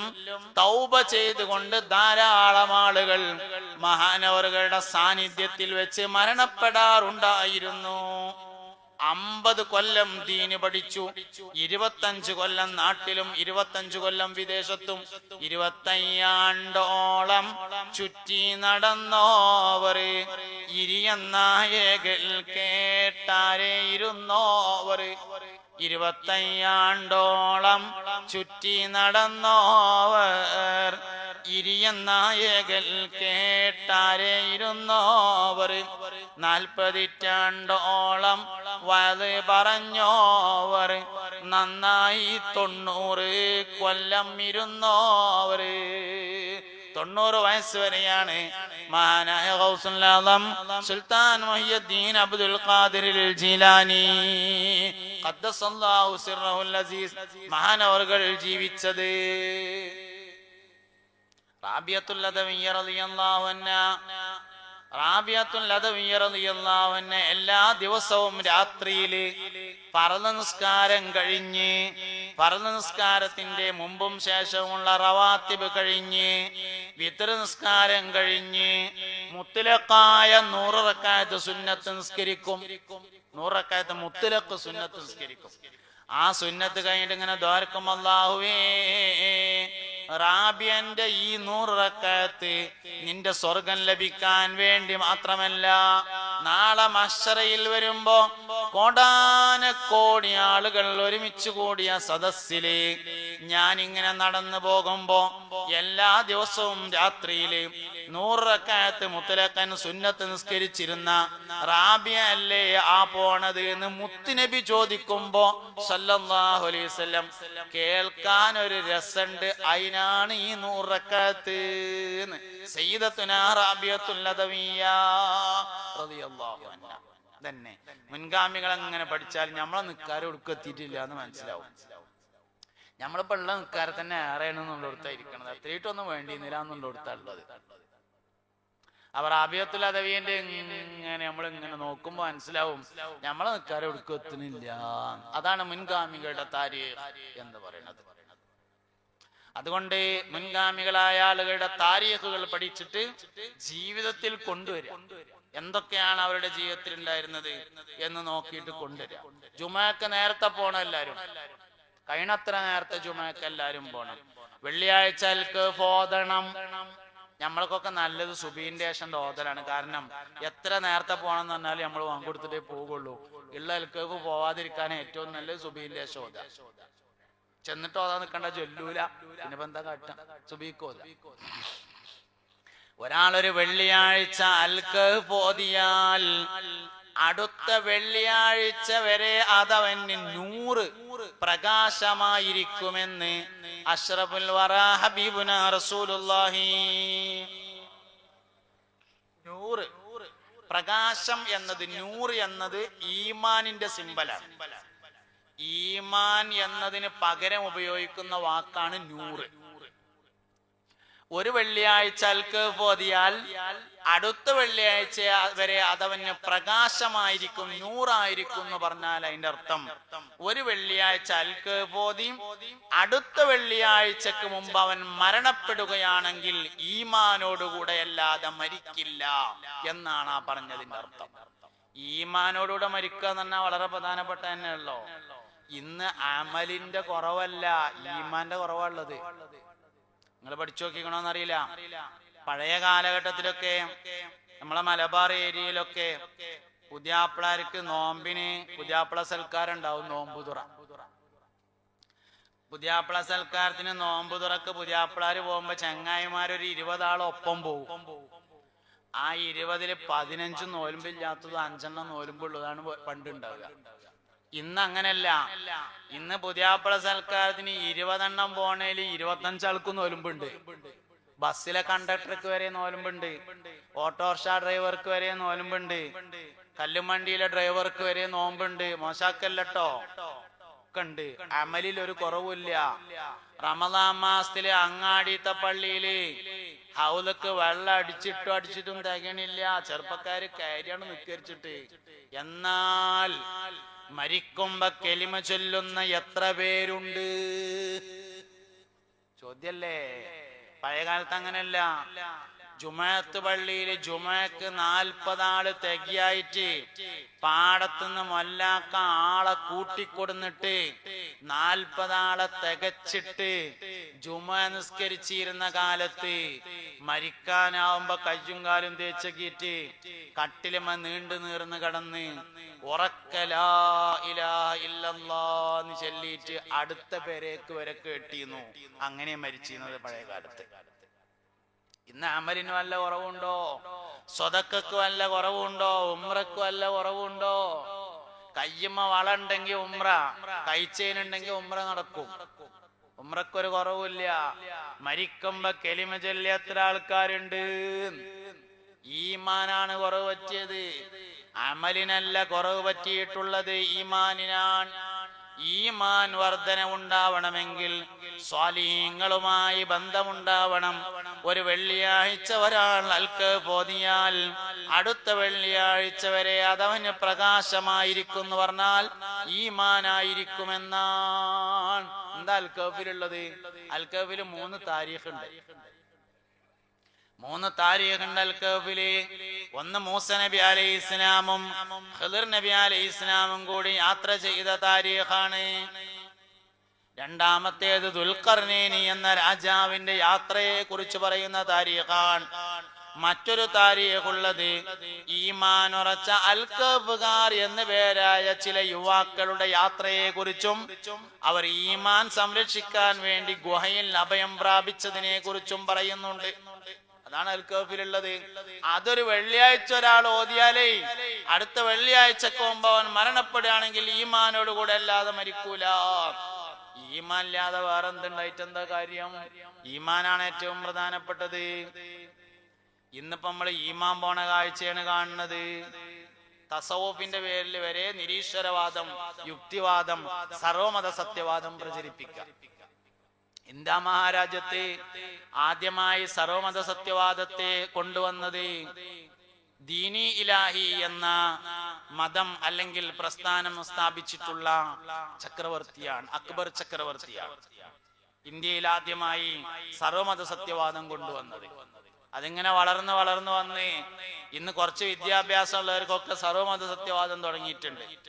ചില പ്രഭാഷകരൊക്കെ പ്രസംഗിക്കണേക്ക എല്ലാ മതവും ഒന്ന് തന്നെയാണ്. എല്ലാ മതവും ഒന്നൊന്നുമല്ല, മനുഷ്യൻ ഒന്ന് തന്നെയാണ്, അതിൽ കുഴപ്പമൊന്നുമില്ല. മാനുഷികമായ പരിഗണനയ്ക്കും മാനുഷികമായ സൗഹാർദ്ദത്തിനും മാനുഷികമായ യോജിപ്പിനും മതം ഒന്നാവണമെന്നില്ലല്ലോ.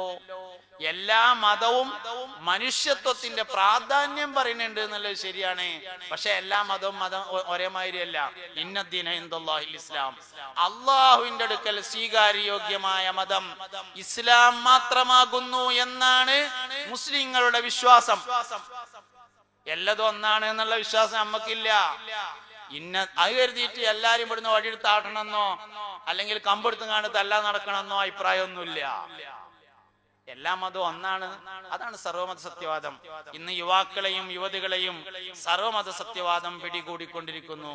യുക്തിവാദിയാകുന്നത്, നിരീശ്വരവാദിയാകുന്നത്, ലിബറലിസ്റ്റ് ആകുന്നത് വിവരമില്ലാത്തവരല്ല, വിവരമുള്ളവരാണ്. വലിയ വലിയ വിവരമുള്ളവര്, PhD-ക്കാര്, MBBS-കാര്, MA-ക്കാര്, സൈക്കോളജിക്കാര് ഓലൊക്കെയാണ് ആകുന്നത്. എന്തേ കാരണം? ഈമാൻ നിലനിൽക്കണമെങ്കിൽ സാലിഹ്യങ്ങളുമായി ബന്ധമുണ്ടായിരിക്കണം. ഈ ഉമ്മത്തിലെ ഏറ്റവും ഈമാനുള്ള മനുഷ്യൻ മഹാനായ സയ്യിദുനാ അബൂബക്കർ സിദ്ദീഖ്, അഫ്ദലുൽ ബശരി ബഅദൽ അംബിയാഇ അലാ തഹ്ഖീഖ്, അമീറുൽ മുഅ്മിനീന സയ്യിദുനാ അബൂബക്കർ സിദ്ദീഖ് റളിയല്ലാഹു അൻഹു ആകുന്നു. എന്താണ് സിദ്ദീഖുൽ അക്ബർ റളിയല്ലാഹു അൻഹുവിന്റെ പ്രത്യേകത എന്ന് ചോദിച്ചാൽ, മുത്ത് നബി സ്വല്ലല്ലാഹു അലൈഹി വസല്ലമ തങ്ങളുടെ പ്രത്യേകതയെ മനസ്സിലാക്കി എന്നതാണ് സിദ്ദീഖുൽ അക്ബറിന്റെ പ്രത്യേകത. പുണ്യ നബി സല്ലല്ലാഹു അലൈഹി വസല്ലമയുടെ പ്രത്യേകതയെ മനസ്സിലാക്കി എന്നുള്ളതാണ്. അതുകൊണ്ട് നമ്മൾ സ്വാലിഹ്യങ്ങൾ അങ്ങനെ പഠിക്കുക. പുണ്യ നബി സല്ലല്ലാഹു അലൈഹി വസല്ലമയോട് അത്രയും ബന്ധമാണ്. മിഅ്റാജിന്റെ രാത്രി നബി സല്ലല്ലാഹു അലൈഹി വസല്ലമ തങ്ങൾ 7 ആകാശങ്ങൾ സഞ്ചരിച്ചു. അള്ളാഹുവിനെ കണ്ട് അഭിമുഖ സംഭാഷണം നടത്തി. ബൈത്തുൽ മുഖദ്ദസ് വഴിയായി മടങ്ങിയെത്തി. നേരം പുലർന്ന് കഅബമ്മക്ക് തല വെച്ചിട്ട്, കഅബമ്മക്ക് കൈ വെച്ചിട്ട്, ആ കയ്യമ്മക്ക് തല വെച്ചിട്ട് ഇങ്ങനെ ഇരിക്കുകയാണ്. നിങ്ങൾക്ക് റേഞ്ച് പോകണ്ടല്ലോ. പിന്നെ കുട്ടികളെ എടുക്കാൻ അങ്ങനെ ഇടക്കിടക്ക് നീച്ചോണം. മൂത്രയിക്കാനാണെങ്കിൽ കുഴപ്പമില്ല. റേഞ്ച് വേണ്ട. റേഞ്ച് പോകുമ്പോ എന്തേലും ചെല്ലേണ്ടി വരും. എന്തല്ല എല്ലാവരും ചൊല്ലി. അൻത തത്ലഉ ബൈനനാ ഫിൽ കവാകിബി കൽ ബുദൂർ ബൽ വഅശ്റഫു മിൻഹു യാ സയ്യിദി ഖൈറൻ നബി അൻത ഉമ്മുൻ أين فيهما مثل حسنك قط يا سيدي خير النبي أنت منجينا غدا من شفاعتك الصفا من لنا مثلك يا سيدي خير النبي ارتكبت على الخطا. ഒന്ന് അളയിക്കാണി, എല്ലാവരും ഇരിക്കണോടത്തൊന്ന് അളയിക്കാണി. അവിടെ ഉറക്കൂലേ? ഇരുന്നളകിയാ മതി.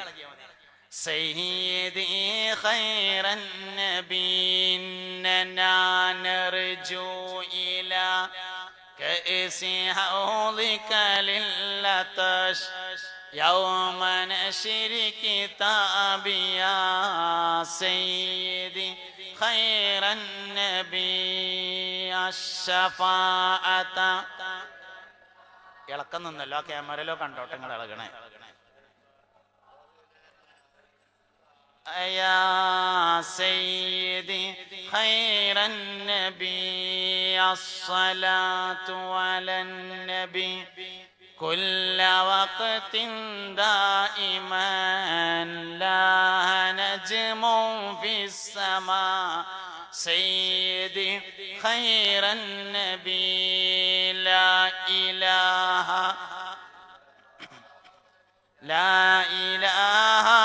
إلا الله لا إله إلا الله رسول الله. അപ്പൊ എല്ലാവരും ശ്രദ്ധിക്കുക, റേഞ്ച് പോകരുത്. സ്വാലിഹീങ്ങളായ ആളുകളെ പഠിക്കുന്നതിന് 3 ഗുണാണ് എന്നാണ് പറഞ്ഞുകൊണ്ടിരിക്കുന്നത്. 1 അതുപോലെ ആകാന്, 2 നമുക്ക് മനസ്സിനൊരു ഉറപ്പ് കിട്ടാന്, 3 നമ്മളെടുക്കും എത്തിയിട്ടില്ല എന്ന് മനസ്സിലാകാന്. അവിടെയാണ് ഞാൻ പറഞ്ഞത് എന്ത് അൽക്കഹ്ഫ് ഓതണം എല്ലാവരും വെള്ളിയാഴ്ച. എന്തേ? അൽക്കഹ്ഫ് ഈമാനാ. അതിൽ 3 താരീഖാണുള്ളത്. ഒന്ന് ദുൽഖർനൈനി എന്ന രാജാവിനെ കുറിച്ച്, മറ്റൊന്ന് മൂസ നബി അലൈഹി ഇസ്ലാമും ഖിദർ നബിയും യാത്ര ചെയ്തതിനെ കുറിച്ച്, പിന്നെ അതിലുള്ളത് അൽകഫ്ഗാർ എന്ന ഈമാനിനെ സംരക്ഷിക്കാൻ വേണ്ടി യാത്ര ചെയ്ത ചില ഗുഹാവാസികളായ മനുഷ്യന്മാരെ കുറിച്ച്. അതുകൊണ്ട് ഇന്ന് ഈമാനാണ് കുറയണത്, അമലല്ല. അമലിന് ഒരു കുറവുമില്ല. പഴയ കാലത്ത് ഇതേമാതിരി ഉംറക്കൊന്നും പോയിരുന്നില്ല. ഇന്ന് പോകുമ്പോഴൊന്നും പഴയ കാലത്ത് ഉംറക്ക് പോയിട്ടില്ല. അതേ സമയത്ത് ഈമാൻ തൂക്കിയാൽ പഴയ ആൾക്കാർക്ക് തൂങ്ങണത്, നമ്മൾക്ക് തൂങ്ങണില്ല. ഈമാൻ തൂങ്ങണമെങ്കിൽ മുത്തുനബി ഖൽബിലേക്ക് കാരണം സല്ലല്ലാഹു അലൈഹി വസല്ലം സിദ്ദീഖുൽ അക്ബറിനെ പഠിക്കേണ്ടി വരുന്നത് അവിടെയാണ്. ഈ ഉമ്മത്തിലെ ഏറ്റവും ഈമാനുള്ള മനുഷ്യൻ മഹാനായ സയ്യിദുനാ സിദ്ദീഖുൽ അക്ബർ റളിയല്ലാഹു അൻഹു. മിഅ്റാജ് കഴിഞ്ഞ് പിറ്റേ ദിവസം രാവിലെ വന്നിട്ട് കഅബമക്ക് ഇങ്ങനെ കൈ വെച്ചിട്ട് ആ കയ്യമ്മക്ക് തല വെച്ചിട്ട് ഇങ്ങനെ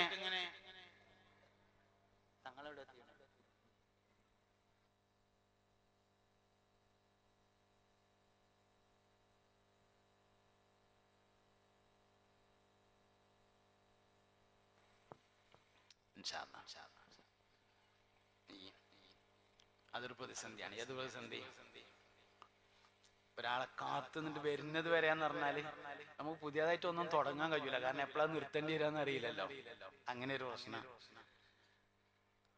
എന്തായാലും ഞാൻ പറയാം, തങ്ങളോളം പറയാം. അള്ളാഹുവിനെ ആഫിയായി മാറ്റേ.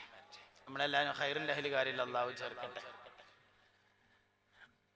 തങ്ങളെപ്പോ ഒന്നാലും അപ്പൊ നിൽക്കൂട്ടോ. അത് ചിലപ്പോ വൈക്ക നിൽക്കും. മാഷാ ആയിക്കോട്ടെ.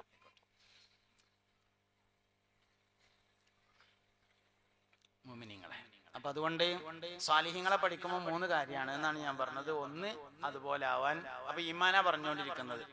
സിദ്ദീഖുൽ അക്ബർ റളിയല്ലാഹു അൻഹുവിനെ പഠിച്ചാലാണ് ഈമാൻ കിട്ടുക. സിദ്ദീഖുൽ അക്ബർ റളിയല്ലാഹു അൻഹുവിനെ പഠിച്ചാല് മിഅ്റാജിന്റെ രാത്രി പിറ്റേ ദിവസം രാവിലെ കഅബമക്ക് തല വെച്ചിട്ട് ഇങ്ങനെ നിൽക്കുകയാണ്. അപ്പൊ അബൂജഹൽ കണ്ടു ലഅനത്തുല്ലാഹി അലൈഹി. വന്നിട്ട് ചോദിച്ചു, പിന്നെ അല്ല മുഹമ്മദേ, എന്റെ ഇരുത്തം കണ്ടാല് പുതിയ വിവരം എന്തോ ഉള്ള മാതിരി തോന്നുന്നുണ്ടല്ലോ, അല്ല പുതിയ വിവരം ഉണ്ടോന്ന് ചോദിച്ചു. നബി തങ്ങൾ പറഞ്ഞു സല്ലല്ലാഹു അലൈഹി വസല്ലം ഉണ്ട് പറഞ്ഞു. എന്താ ചോദിച്ചു? ഇന്നലെ രാത്രി ഞാൻ ഉറങ്ങുന്ന സ്ഥലത്ത് നിന്ന് മസ്ജിദുൽ ഹറാമിൽ വന്നു. മസ്ജിദുൽ ഹറാമിൽ നിന്ന് ബൈത്തുൽ മുഖദ്ദസിൽ പോയി. ബൈത്തുൽ മുഖദ്ദസിൽ നിന്ന് 7 ആകാശങ്ങളിലേക്ക് കയറി അള്ളാഹുവിനെ കണ്ട് സംഭാഷണം നടത്തി പോയ വഴിയിലൂടെ മടങ്ങി. നേരം വെളുത്തപ്പോത്തിന് മസ്ജിദുൽ ഹറാമിൽ തന്നെ മടങ്ങി എത്തി എന്ന് പറഞ്ഞപ്പോ അബൂജഹൽ ഒരു ചിരിയാണ്ട് ചിരിച്ചു. എന്ത് ചിരി? നമ്മളെ കുട്ടികളൊക്കെ പറയല്ലോ, ഒരു ആക്കണ ചിരി എന്ന് പറയില്ല, ആ ചിരി. ഒരുമാതിരി ചിരിയാണ്ട് ചിരിച്ചു. എന്നിട്ട് അവന്റെ ആൾക്കാരൊക്കെ വിളിച്ചു, വരികടാ എല്ലാരും, ഇതാ ഒരു പുതിയ വിടലിറങ്ങിയിട്ടുണ്ട്, എല്ലാരും വരികയായിരുന്നു. അങ്ങനെ എല്ലാരും വിളിച്ചു വരുത്തിയിട്ട് പറഞ്ഞു, ഇന്നലെ രാത്രി മുഹമ്മദ് വീട്ടിൽ നിന്ന് മസ്ജിദുൽ ഹറാമിൽ വന്നു. മസ്ജിദുൽ ഹറാമെന്ന് ബൈത്തുൽ മുഖദ്ദസിൽ പോയി. ബൈത്തുൽ മുഖദ്ദസിൽ നിന്ന് 7 ആകാശങ്ങളിലേക്ക് പോയി. അള്ളാഹുവിനെ കണ്ട് വർത്താനൊക്കെ പറഞ്ഞ് മുനാജാത്തൊക്കെ നടത്തി. പോരുന്ന വഴിക്ക് മൂസാ നബിനൊക്കെ കണ്ട് നിസ്കാരം ചുരുക്കി കിട്ടാൻ വേണ്ടി അങ്ങോട്ട് തന്നെ പോയി, ഇങ്ങോട്ട് തന്നെ വന്ന് അങ്ങനെയൊക്കെ കൂടി ആയി. നേരം വെളുത്തപ്പോത്തിന് കിടക്കപ്പായി തന്നെ തിരിച്ചെത്തി എന്ന് പറഞ്ഞപ്പോ എല്ലാരും കൂടി ചിരിച്ചു. അപ്പൊ ചിറിയുടെ ഒച്ച കേട്ടിട്ട് സിദ്ദീഖുൽ അക്ബർ റളിയല്ലാഹു അൻഹു അത് വഴി ഇങ്ങനെ വന്നു. എന്താ ഇവിടെ പ്രശ്നം എന്ന് ചോദിച്ചു. അതിൽ അബൂജാലി ചോദിച്ചു, ഇതൊന്നും അറിഞ്ഞിട്ടില്ലേ എന്ന് ചോദിച്ചു. ഇല്ല, ഞാൻ ഒന്നും അറിഞ്ഞിട്ടില്ല പറഞ്ഞു.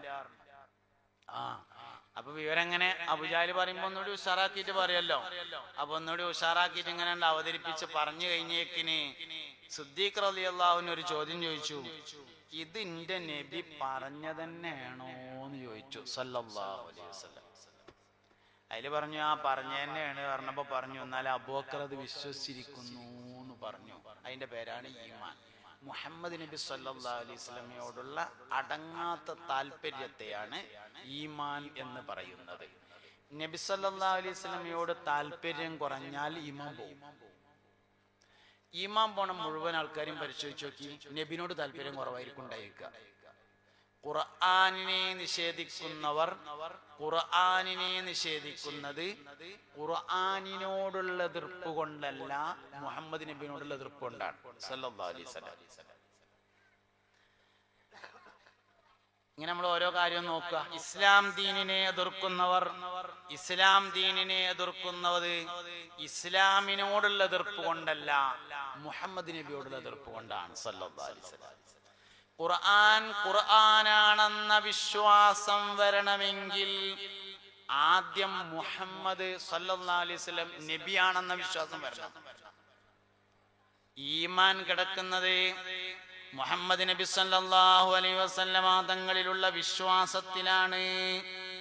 സിദ്ദീഖുൽ അക്ബർ റളിയല്ലാഹു അൻഹുവിന് അല്ലാഹുവിൽ വിശ്വാസം വന്നത് മുഹമ്മദ് നബി സല്ലല്ലാഹു അലൈഹി വസല്ലമയിൽ വിശ്വാസം വന്നപ്പോഴാണ്. എപ്പോഴാ മുഹമ്മദ് നബിയിൽ വിശ്വാസം വരിക?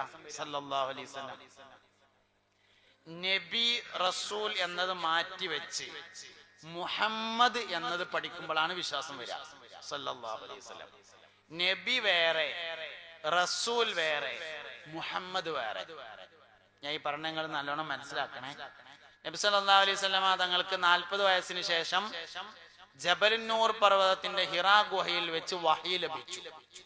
വഹി ലഭിച്ചതിന് ശേഷം തന്റെ കുടുംബക്കാരെ അബൂ ഖുബൈസ് എന്ന പേരായ മലയുടെ മുകളിലേക്ക് വിളിച്ചു വരുത്തി. എന്നിട്ട് അവരോട് ചോദിച്ചു, ഈ മലയുടെ അപ്പുറത്ത് ഒരു ശത്രു സൈന്യം നിങ്ങൾ ആക്രമിക്കാൻ വരുന്നുണ്ടെന്ന് ഞാൻ പറഞ്ഞാൽ നിങ്ങൾ വിശ്വസിക്കുമോ? അബൂ ഖുബൈസ് മല നിങ്ങൾ കണ്ടിട്ടുണ്ടോ? അബൂ ഖുബൈസ് മല എന്ന് പറഞ്ഞാലേ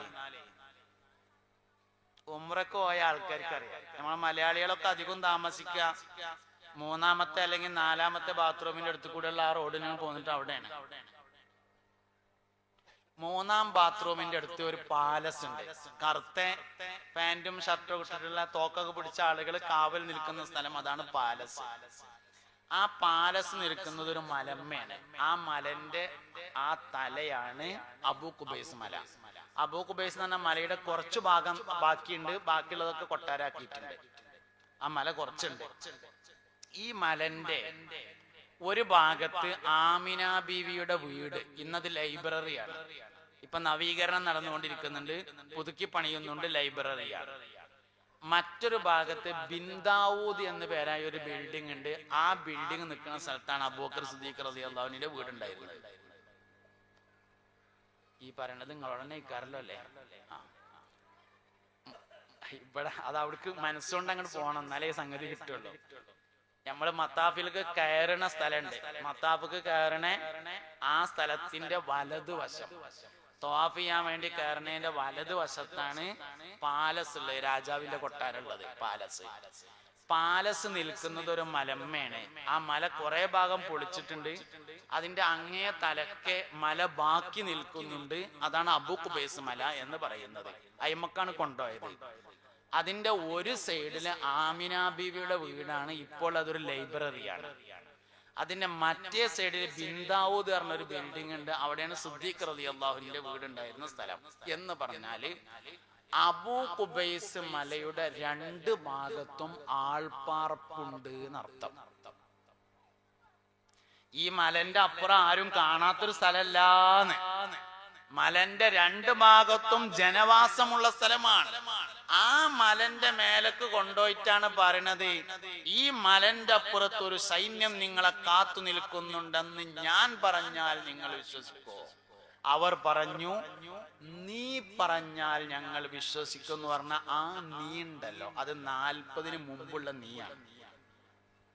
സംജ അത് 40 മുമ്പുള്ള നീ, അതാണ് മുഹമ്മദ് എന്ന് പറഞ്ഞത് സല്ലല്ലാഹു അലൈഹി വസല്ലം. 40 ശേഷമാണ് നബിയും റസൂലുമാകുന്നത്. 40 മുമ്പുള്ള മുഹമ്മദിൽ വിശ്വാസമുണ്ടെങ്കിലേ 40 ശേഷമുള്ള നബിയിലും റസൂലിലും വിശ്വാസം വരൂ. 40 വയസ്സിന് മുമ്പുള്ള നബി സല്ലല്ലാഹു അലൈഹി വസല്ലമ തങ്ങൾക്ക് എന്തെങ്കിലും ഒരു കുറവുണ്ടായിരുന്നു എന്ന് ആരെങ്കിലും പറഞ്ഞാൽ ദീനുൽ ഇസ്ലാമിന്റെ ഗേറ്റിന്റെ അപ്പുറത്തേക്ക് പോകേണ്ടി വരുന്നതാണ് അതിന്റെ സംഗതി. അപ്പൊ അതുകൊണ്ട് മുഹമ്മദ് നബി സല്ലല്ലാഹു അലൈഹി വസല്ലമയിൽ ഈമാൻ വരണമെങ്കിൽ നബിയെ പഠിച്ചാൽ പോരാ, റസൂലിനെ പഠിച്ചാൽ പോരാ, മുഹമ്മദിനെ പഠിക്കണം സല്ലല്ലാഹു അലൈഹി വസല്ലം.